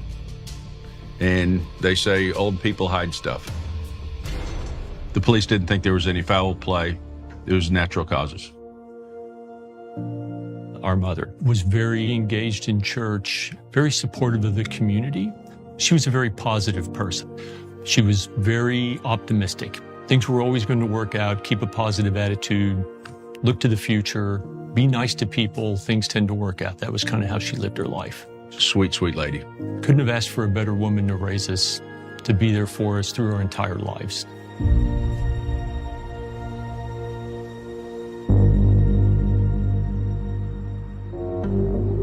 When you think of the safest, nicest, most well-off part of Dallas County, you think of Plano, Texas. It's where you go when you have everything. So if your mother is retired there, living in a home there, you're going to think she's pretty safe. But in 2018, all that was put into question.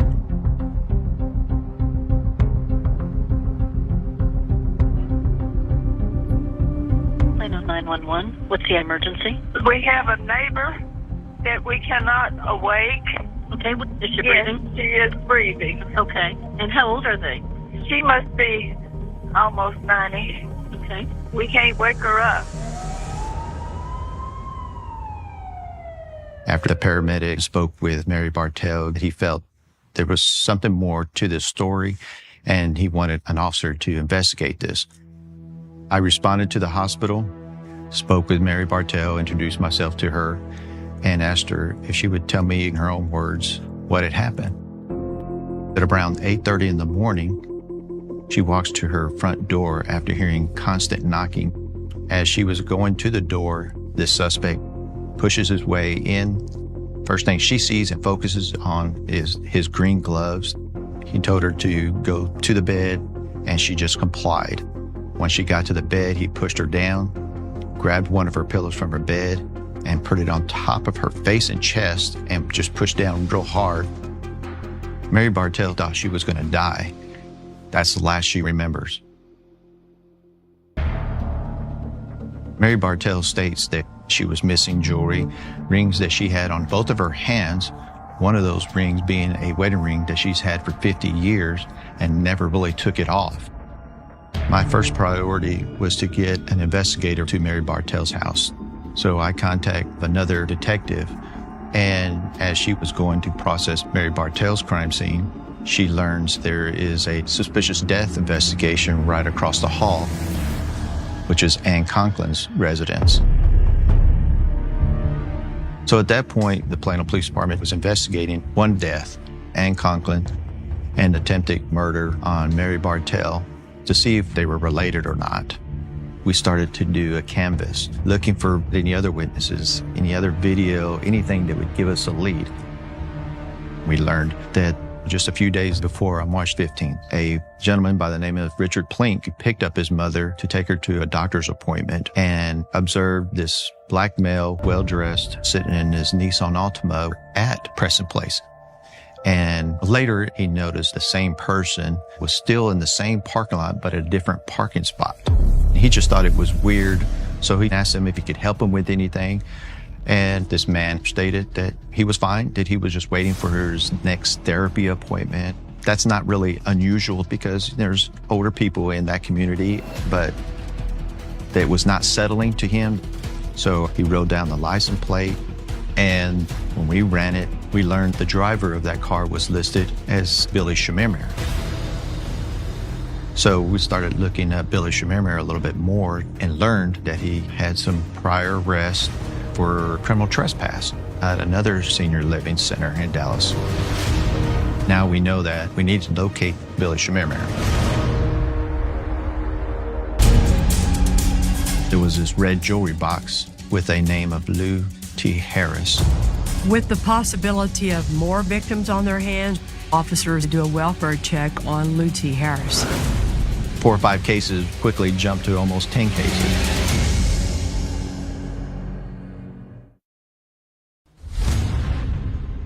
An attack on a 90-year-old woman named Mary Bartell leads police to the connection of another case that might be related in another part of Dallas, where a suspect named Billy Schmiermeyer had a prior arrest for a criminal trespass at another senior living facility 2 years earlier. Edgemere is a senior living facility in Dallas. And in April of 2016, security personnel had noticed that this man had been around and they weren't sure why, and he was given a warning not to return. Then he did return in June. This man is stating that he was a healthcare worker involved with the location, which ultimately was not true. And Dallas PD identified him as from Billy Schmiermeyer. He had no affiliation with that location and was given a criminal trespass. So we had started looking at Billy Schmiermeyer a little bit more. Billy Schmiermeyer is an individual who came to the United States in the early 2000s from Kenya, who had a visa for a short period of time to be here to work and got into the healthcare business as a caregiver.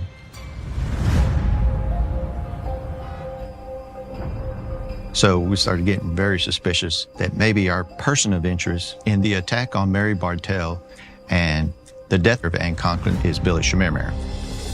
We learned from Dallas PD that Billy Schmiermeyer had a warrant out for his arrest for public intoxication out of Dallas. Detective Tripiate and I discussed it and said, he's a person of interest. Let's get him in custody, bring him to the Plano Police Department jail, sit down and talk to him and see what we learn. The arrest team set several officers throughout his apartment complex. A person who we believe to be Billy Schmiermeyer drove in around 6 p.m. We had a detective near a dumpster. Billy Schmiermeyer drives to that dumpster and then discarded some items. He was able to see Billy Schmiermeyer get back into his car and drive to his assigned parking space. They went up to him and made the arrest. And when they extracted him out of the vehicle, on his person, Billy Schmiermeyer had some jewelry, bracelets, some $2 bills. As they detained him, they went and looked at the dumpster to find out what did he discard. There was this red jewelry box, and it had miscellaneous items with a name of Lou T. Harris. With the possibility of more victims on their hands, while Billy Schmiermeyer is being detained, officers do a welfare check on Lou T. Harris, who lives in the Dallas city limits, which borders Plano, Texas. Upon our arrival, we were told by Dallas PD that Ms. Harris was located inside the residence. The residence was secure, and she was found deceased next to her bed. Everything appeared to be natural. We discussed with Dallas PD deployment that we were investigating, specifically Mary Bartell, and that the likelihood of the weapon being a pillow, because that's what Mary Bartell described her weapon to be. They went back inside and found a smeared lipstick on Lou T. Harris's pillow. We also informed them that we found a set of keys in the center console of the car that Billy Schmiermeyer was arrested out of. And they confirmed that the keys go to her front door. At that point, they agreed based on what they found and our investigation with Mary Bartell, it was decided that Dallas PD Homicide needed to get involved. I'm feeling a lot of fear and panic because we've never had police presence on our street. One of the neighbors told me Lou T. had been murdered. To think that something like this would have happened to Lou T. was beyond sad. Lou was friendly. She was funny. Lou T. Harris is a fascinating woman. She had grown up in Vietnam, and she was actually airlifted out of Saigon when it fell. She married an American man, and she made a life for herself here in Texas. In 2018, Lou was living by herself. Her husband had already passed away. So you never really thought about, we need to make sure if she needs something, because she always gave you the complete sense of independence. The day after the arrest of Billy Schmiermer, my partner and I go to Dallas PD and go speak with Billy Schmiermer in their interview room. Detective Trubiante. Final police. How you doing? Martinez. Billy Schmiermer was just like a happy person, not a worry. Been a busy night, hasn't it? It is. It is. When Billy Schmiermer was initially arrested, it was only for a Class C public intoxication. But that allows them to take him into custody and ask him questions about anything they want to. At some point after that, if they believe there's enough evidence to charge him with something else, they can. Those people scared me yesterday, the officers was like, I thought that looked like a movie, and I was like, is this real? Oh, it's real. I know. And Our thought process going into this is we're not going to probably get a confession from him. that's what I'm saying, yeah. We just wanted him to talk and see what nuggets of evidence that we could use against him. You're telling me that your phone stays with you? Yeah. Yeah. Yeah. No one else has that phone?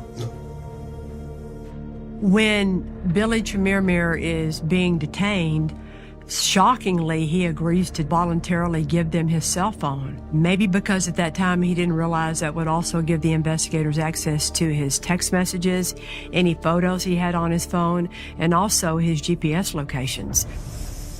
So Monday would be the 19th. Yeah. Or what'd you do that morning? Oh, that morning I went to meet this guy on, I had a ring and to sell to this guy on, they're on 75 and Coit. There's a Starbucks there. March 19th, when Mary Bartell was attacked and possibly Ann Conklin, he told us, he did go sell a ring. He went to Starbucks, but stayed up and down that he was never at Preston Place in the morning. He was at home at the time. You know the Preston Place is basically adult living center? Your phone is telling us that you're there too. No, not.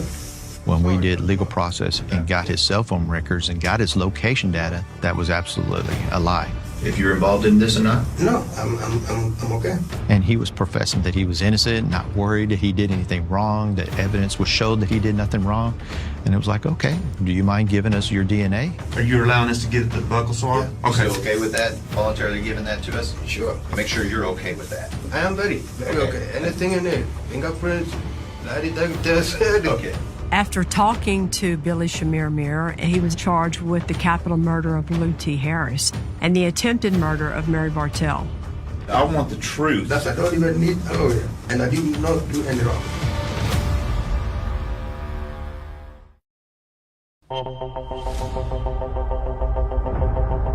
Final police.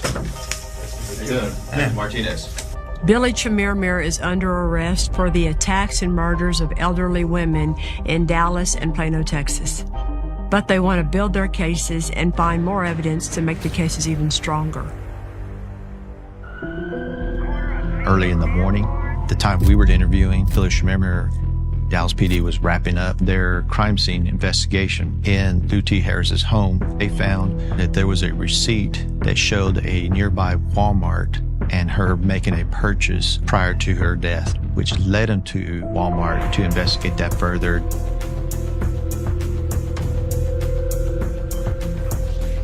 And learned that Billy Schmiermer was also at that same Walmart just prior to Lou T. Harris being killed in her home. It is suspected that Billy Schmiermer is at that Walmart hunting for victims. He's scoping out Lou T. Harris, doing some surveillance on her, looking for opportunity, and to determine if this is going to be someone he can victimize. As you have detectives working on the cases in Plano and in Dallas, the investigators become aware of yet another case in Richardson, Texas. Mary Brooks died 2 months prior to the first cases. Mary Brooks was an 87-year-old woman who was living in the Dallas area. On January 31st, 2018, Mary Brooks's grandson gets a call from his mother, who's worried about her mother, and she asks him to check on her. And the grandson found that his grandmother was dead. I was just going to do one last look. It hurt just to make sure I didn't see any suspicious wounds or anything. There were groceries all out on her counters. They hadn't been put away. And her family discovered missing jewelry. And there was a receipt that showed that she had been on a shopping trip to Walmart. Richardson PD's investigation led him to the same Walmart that Lutie Harris was at. She was grocery shopping on the day she was killed, but they didn't have a suspect at that time until we learned of Billy Shamir, Walmart, and Lutie Harris. So then Richardson PD started to look, okay, can we put Billy Shamir at the Walmart?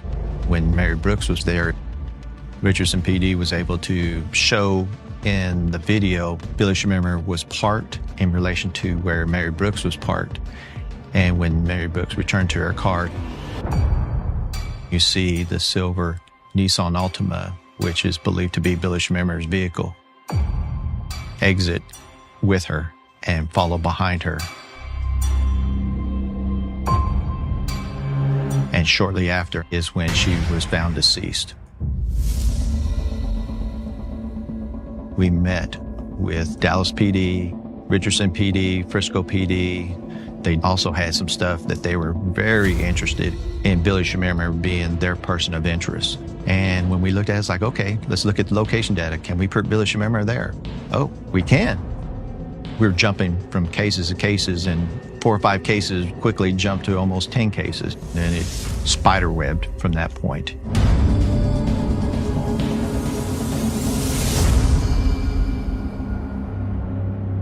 On July 16th, 2018, there was a phone message from a task force that was investigating a killer who went around to independent living properties. My mother, Doris Gleason's death was being investigated as a homicide. It took my breath away. On Sunday, October 30th, 2016, I drove over to pick my mother up for church. I get to the door. The door is unlocked. I walk in and see her on the floor over by the dining room table, and she was gone. She was 92. I felt shock, sadness, a bit of devastation. I had never experienced a death like that. And then when I hear that Mama had been murdered, I am floored.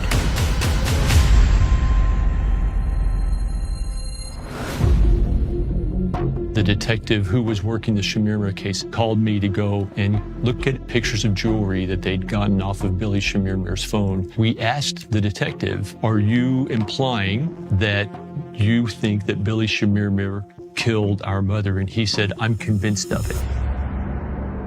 He said, I've already pulled records from his cell phone, and his cell phone was in the vicinity of her house on Saturday and on Sunday morning before you found her dead. Suddenly you find out she's died violently, and you start the grieving process all over again. And now you're grieving a violent death. While Billy Shamir is in custody, 4 different police departments are already working on all these investigations, and the number is now up to 22 different victims. This makes Billy Shamir one of the most horrendous, prolific serial murders in Texas history. But will there be enough evidence on any one of these cases to actually convict him?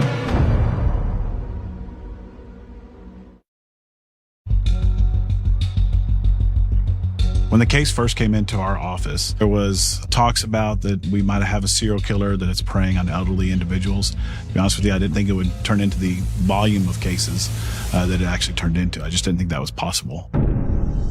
In the end, he had 22 indictments for capital murder and 2 indictments for attempted capital murder out of not only our county, Dallas County, but also including Collin County. It is a lot. Just had total disregard for human life.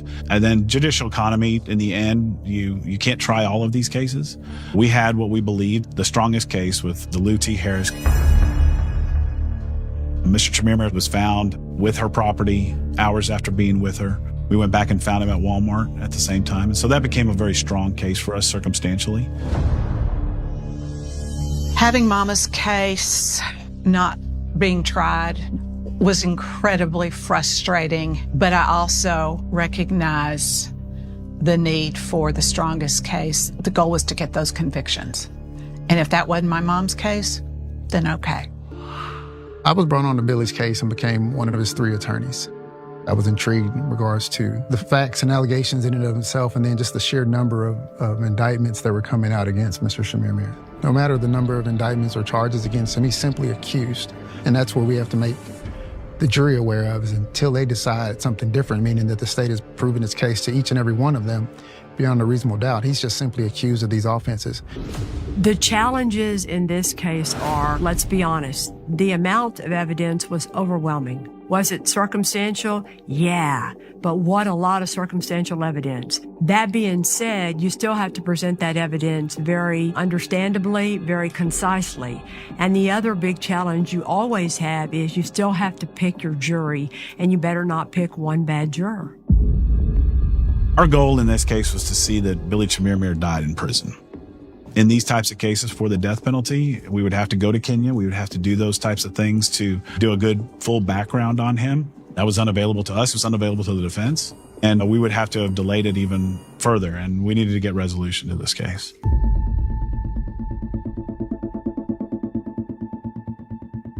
In the morning, jury selection will begin in Dallas for the trial of an alleged serial killer. That is Billy Chimere. The pandemic is going to prevent victims' families from witnessing his trial in person.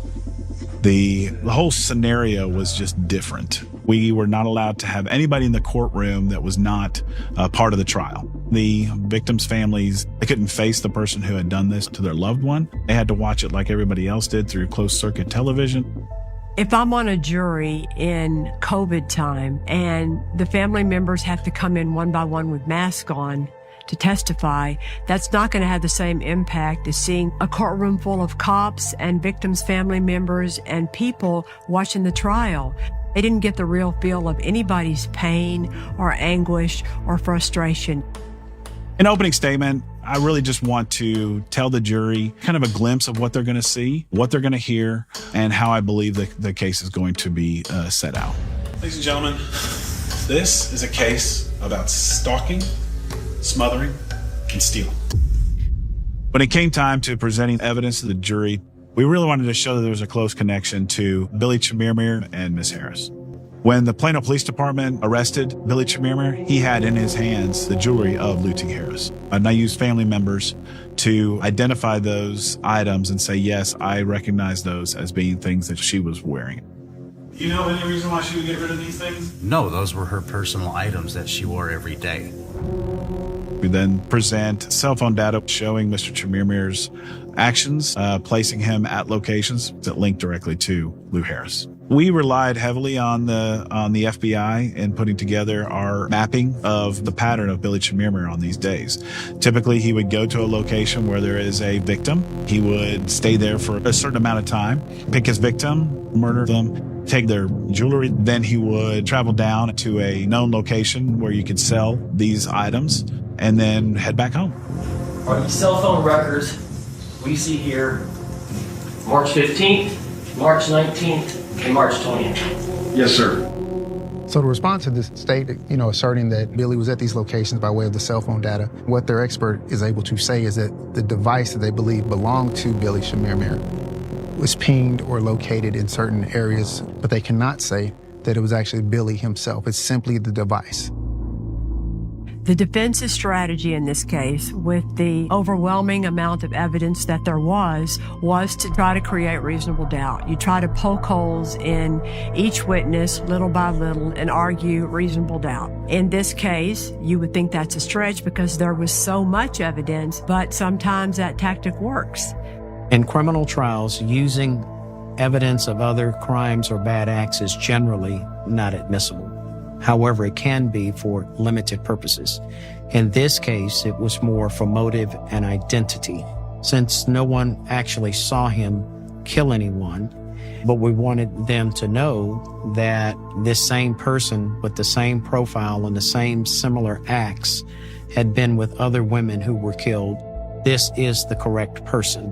We have the right person. Would you raise your right hand, please? We decided to go with Mary Bartell because she brings to this case a voice for all the victims. She is the victim who survived, and she was able to tell her story through deposition.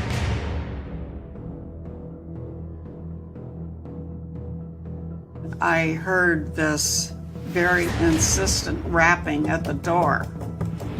The door was opening inward, and when my eyes were just fixated on these green rubber gloves, I knew instantly, number one, I should not have opened the door. Number two, my life was in grave danger. He just smashed a pillow down hard over my face and my chest, and I just couldn't breathe. The defense lawyer was able to cross-examine her in her deposition the same way he would have in the courtroom before COVID happened. She said the individual that walked in was very articulate and very well spoken, and asked about an accent. She said she didn't recall hearing an accent. You didn't notice any kind of accent or anything about his voice that stood out to you? No, I was just mainly concerned about whether I could get some help before I died. And anyone that's ever heard Billy speak, he has a very thick accent. And that's important. The jury needs to understand that that's important. Did you ever look at his face? I was fixated by the green rubber gloves. Okay, so you never did get a look at his face? No, I did not. There was nothing that placed him there except for Mary Bartell. And so if you think she's mistaken or that credibility is not as high as what you would like it to be as a juror, then you set that case aside and ask yourself, is the evidence sufficient to prove that it was Billy beyond all reasonable doubt?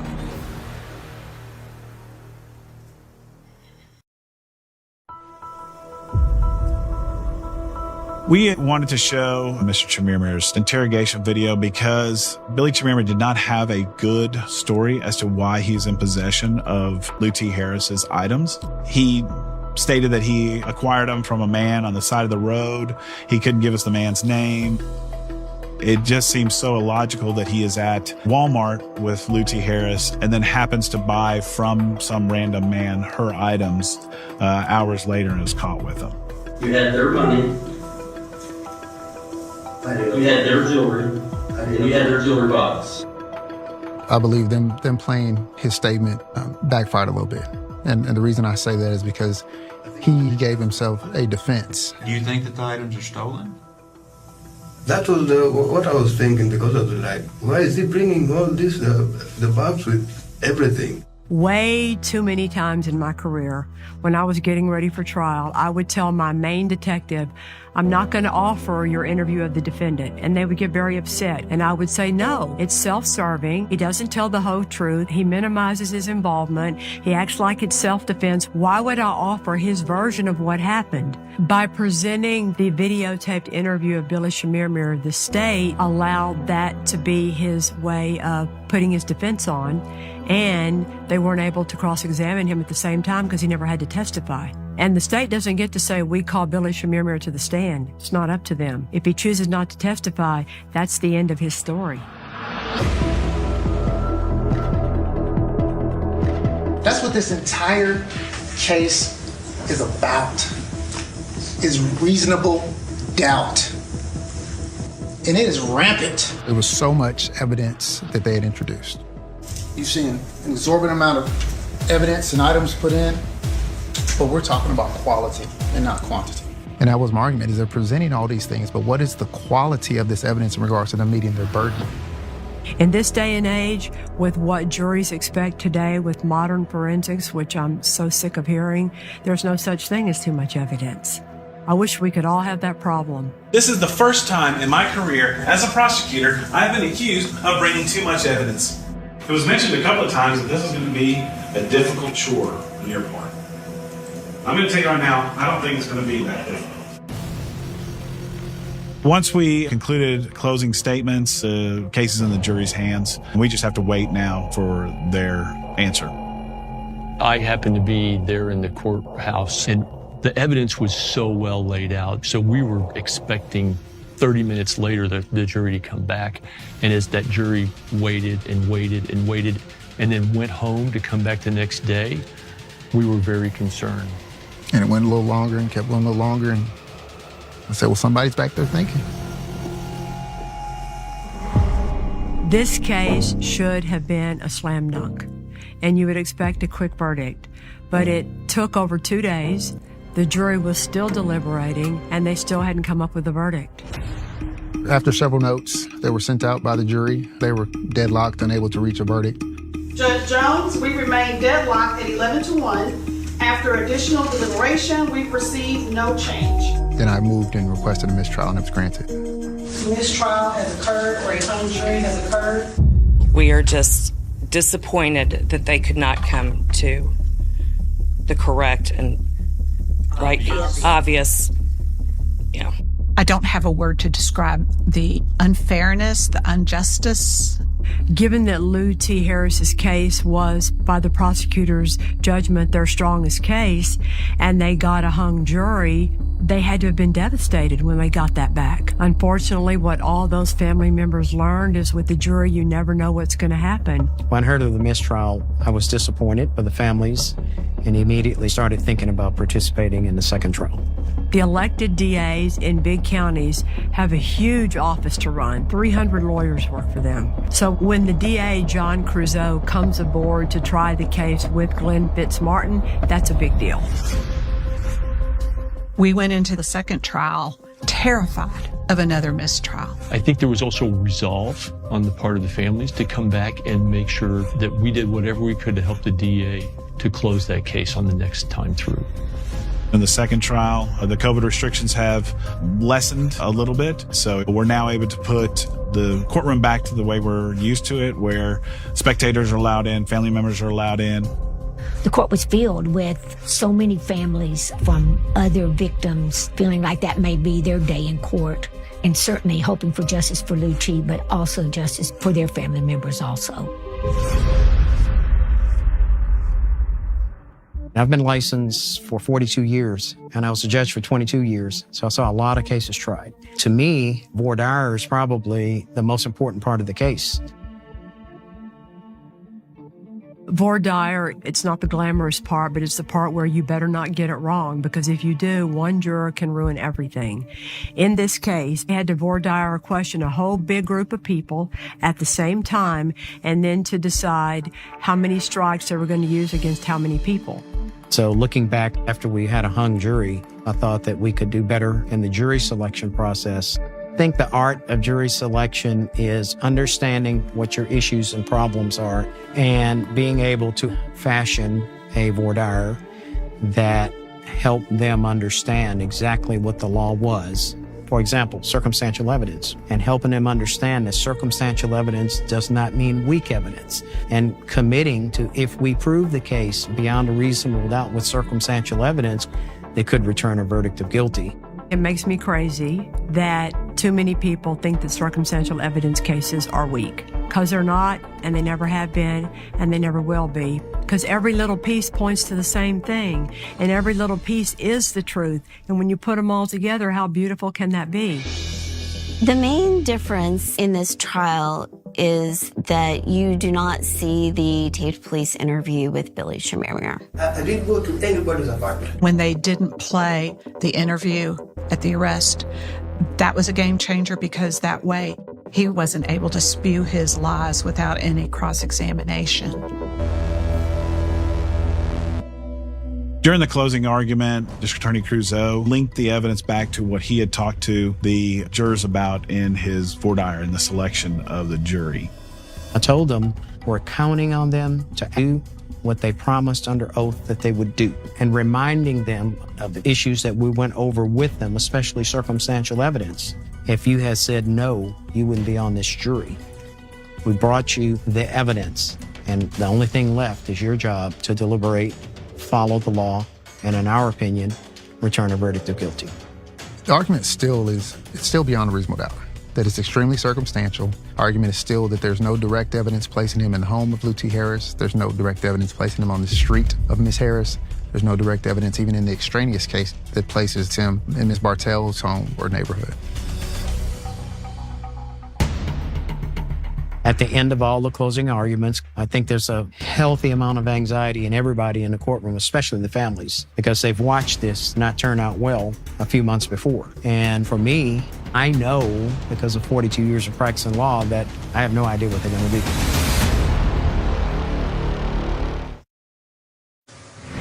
This was a stunningly fast verdict for a capital murder trial. Jury deliberated less than an hour.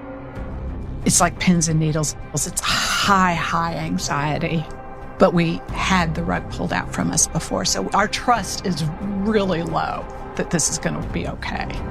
The jury has reached a verdict, and that verdict is: we, the jury, unanimously find the defendant guilty of capital murder as charged in the indictment.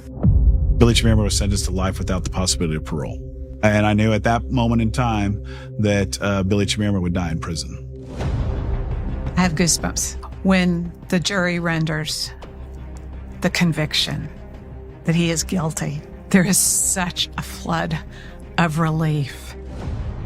On behalf of the many victims, we are incredibly relieved that justice is finally here, especially after the mistrial 5 months ago. There was a lot of relief and joy that justice had finally been done. About time. Why did it take two? But everybody's just as happy as can be that he's never going to get out of prison. I look at Lucci's death and I could sound strange, but I think that she would be proud to know that she ended all of that, all of those killings, that was the end. After her, that was it. And they got him. Well, what was satisfying about this verdict was that Mr. Shamir had announced to a news station that he would never go to the penitentiary. And when that verdict came back, of course, I looked at him. He didn't have much expression, but I thought, you're on your way, buddy. I think the whole experience has got us both thinking about how to protect elderly people.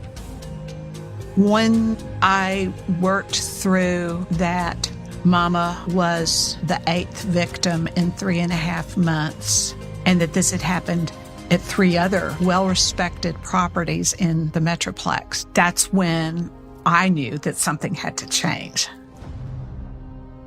Secure Our Senior Safety is a nonprofit foundation committed to showing the vulnerabilities in independent senior living and hopefully correcting those vulnerabilities.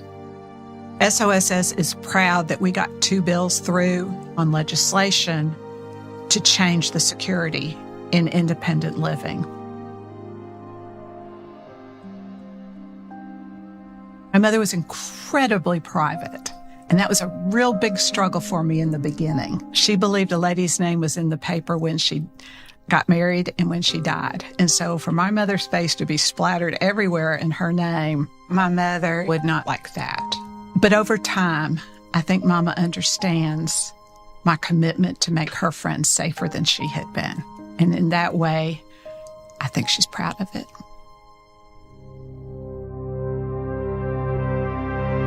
Can you imagine the impact and the horror that came on over 20 different families because of all the people that Village Shamirmir murdered? I think the good that came of this is that those facilities have made stronger safeguards. Some laws have changed to try and ensure that that keeps happening. And let's hope that when we have our grandparents and parents and even us go into places like that from now on, they're way more protected as a result of what happened in this case.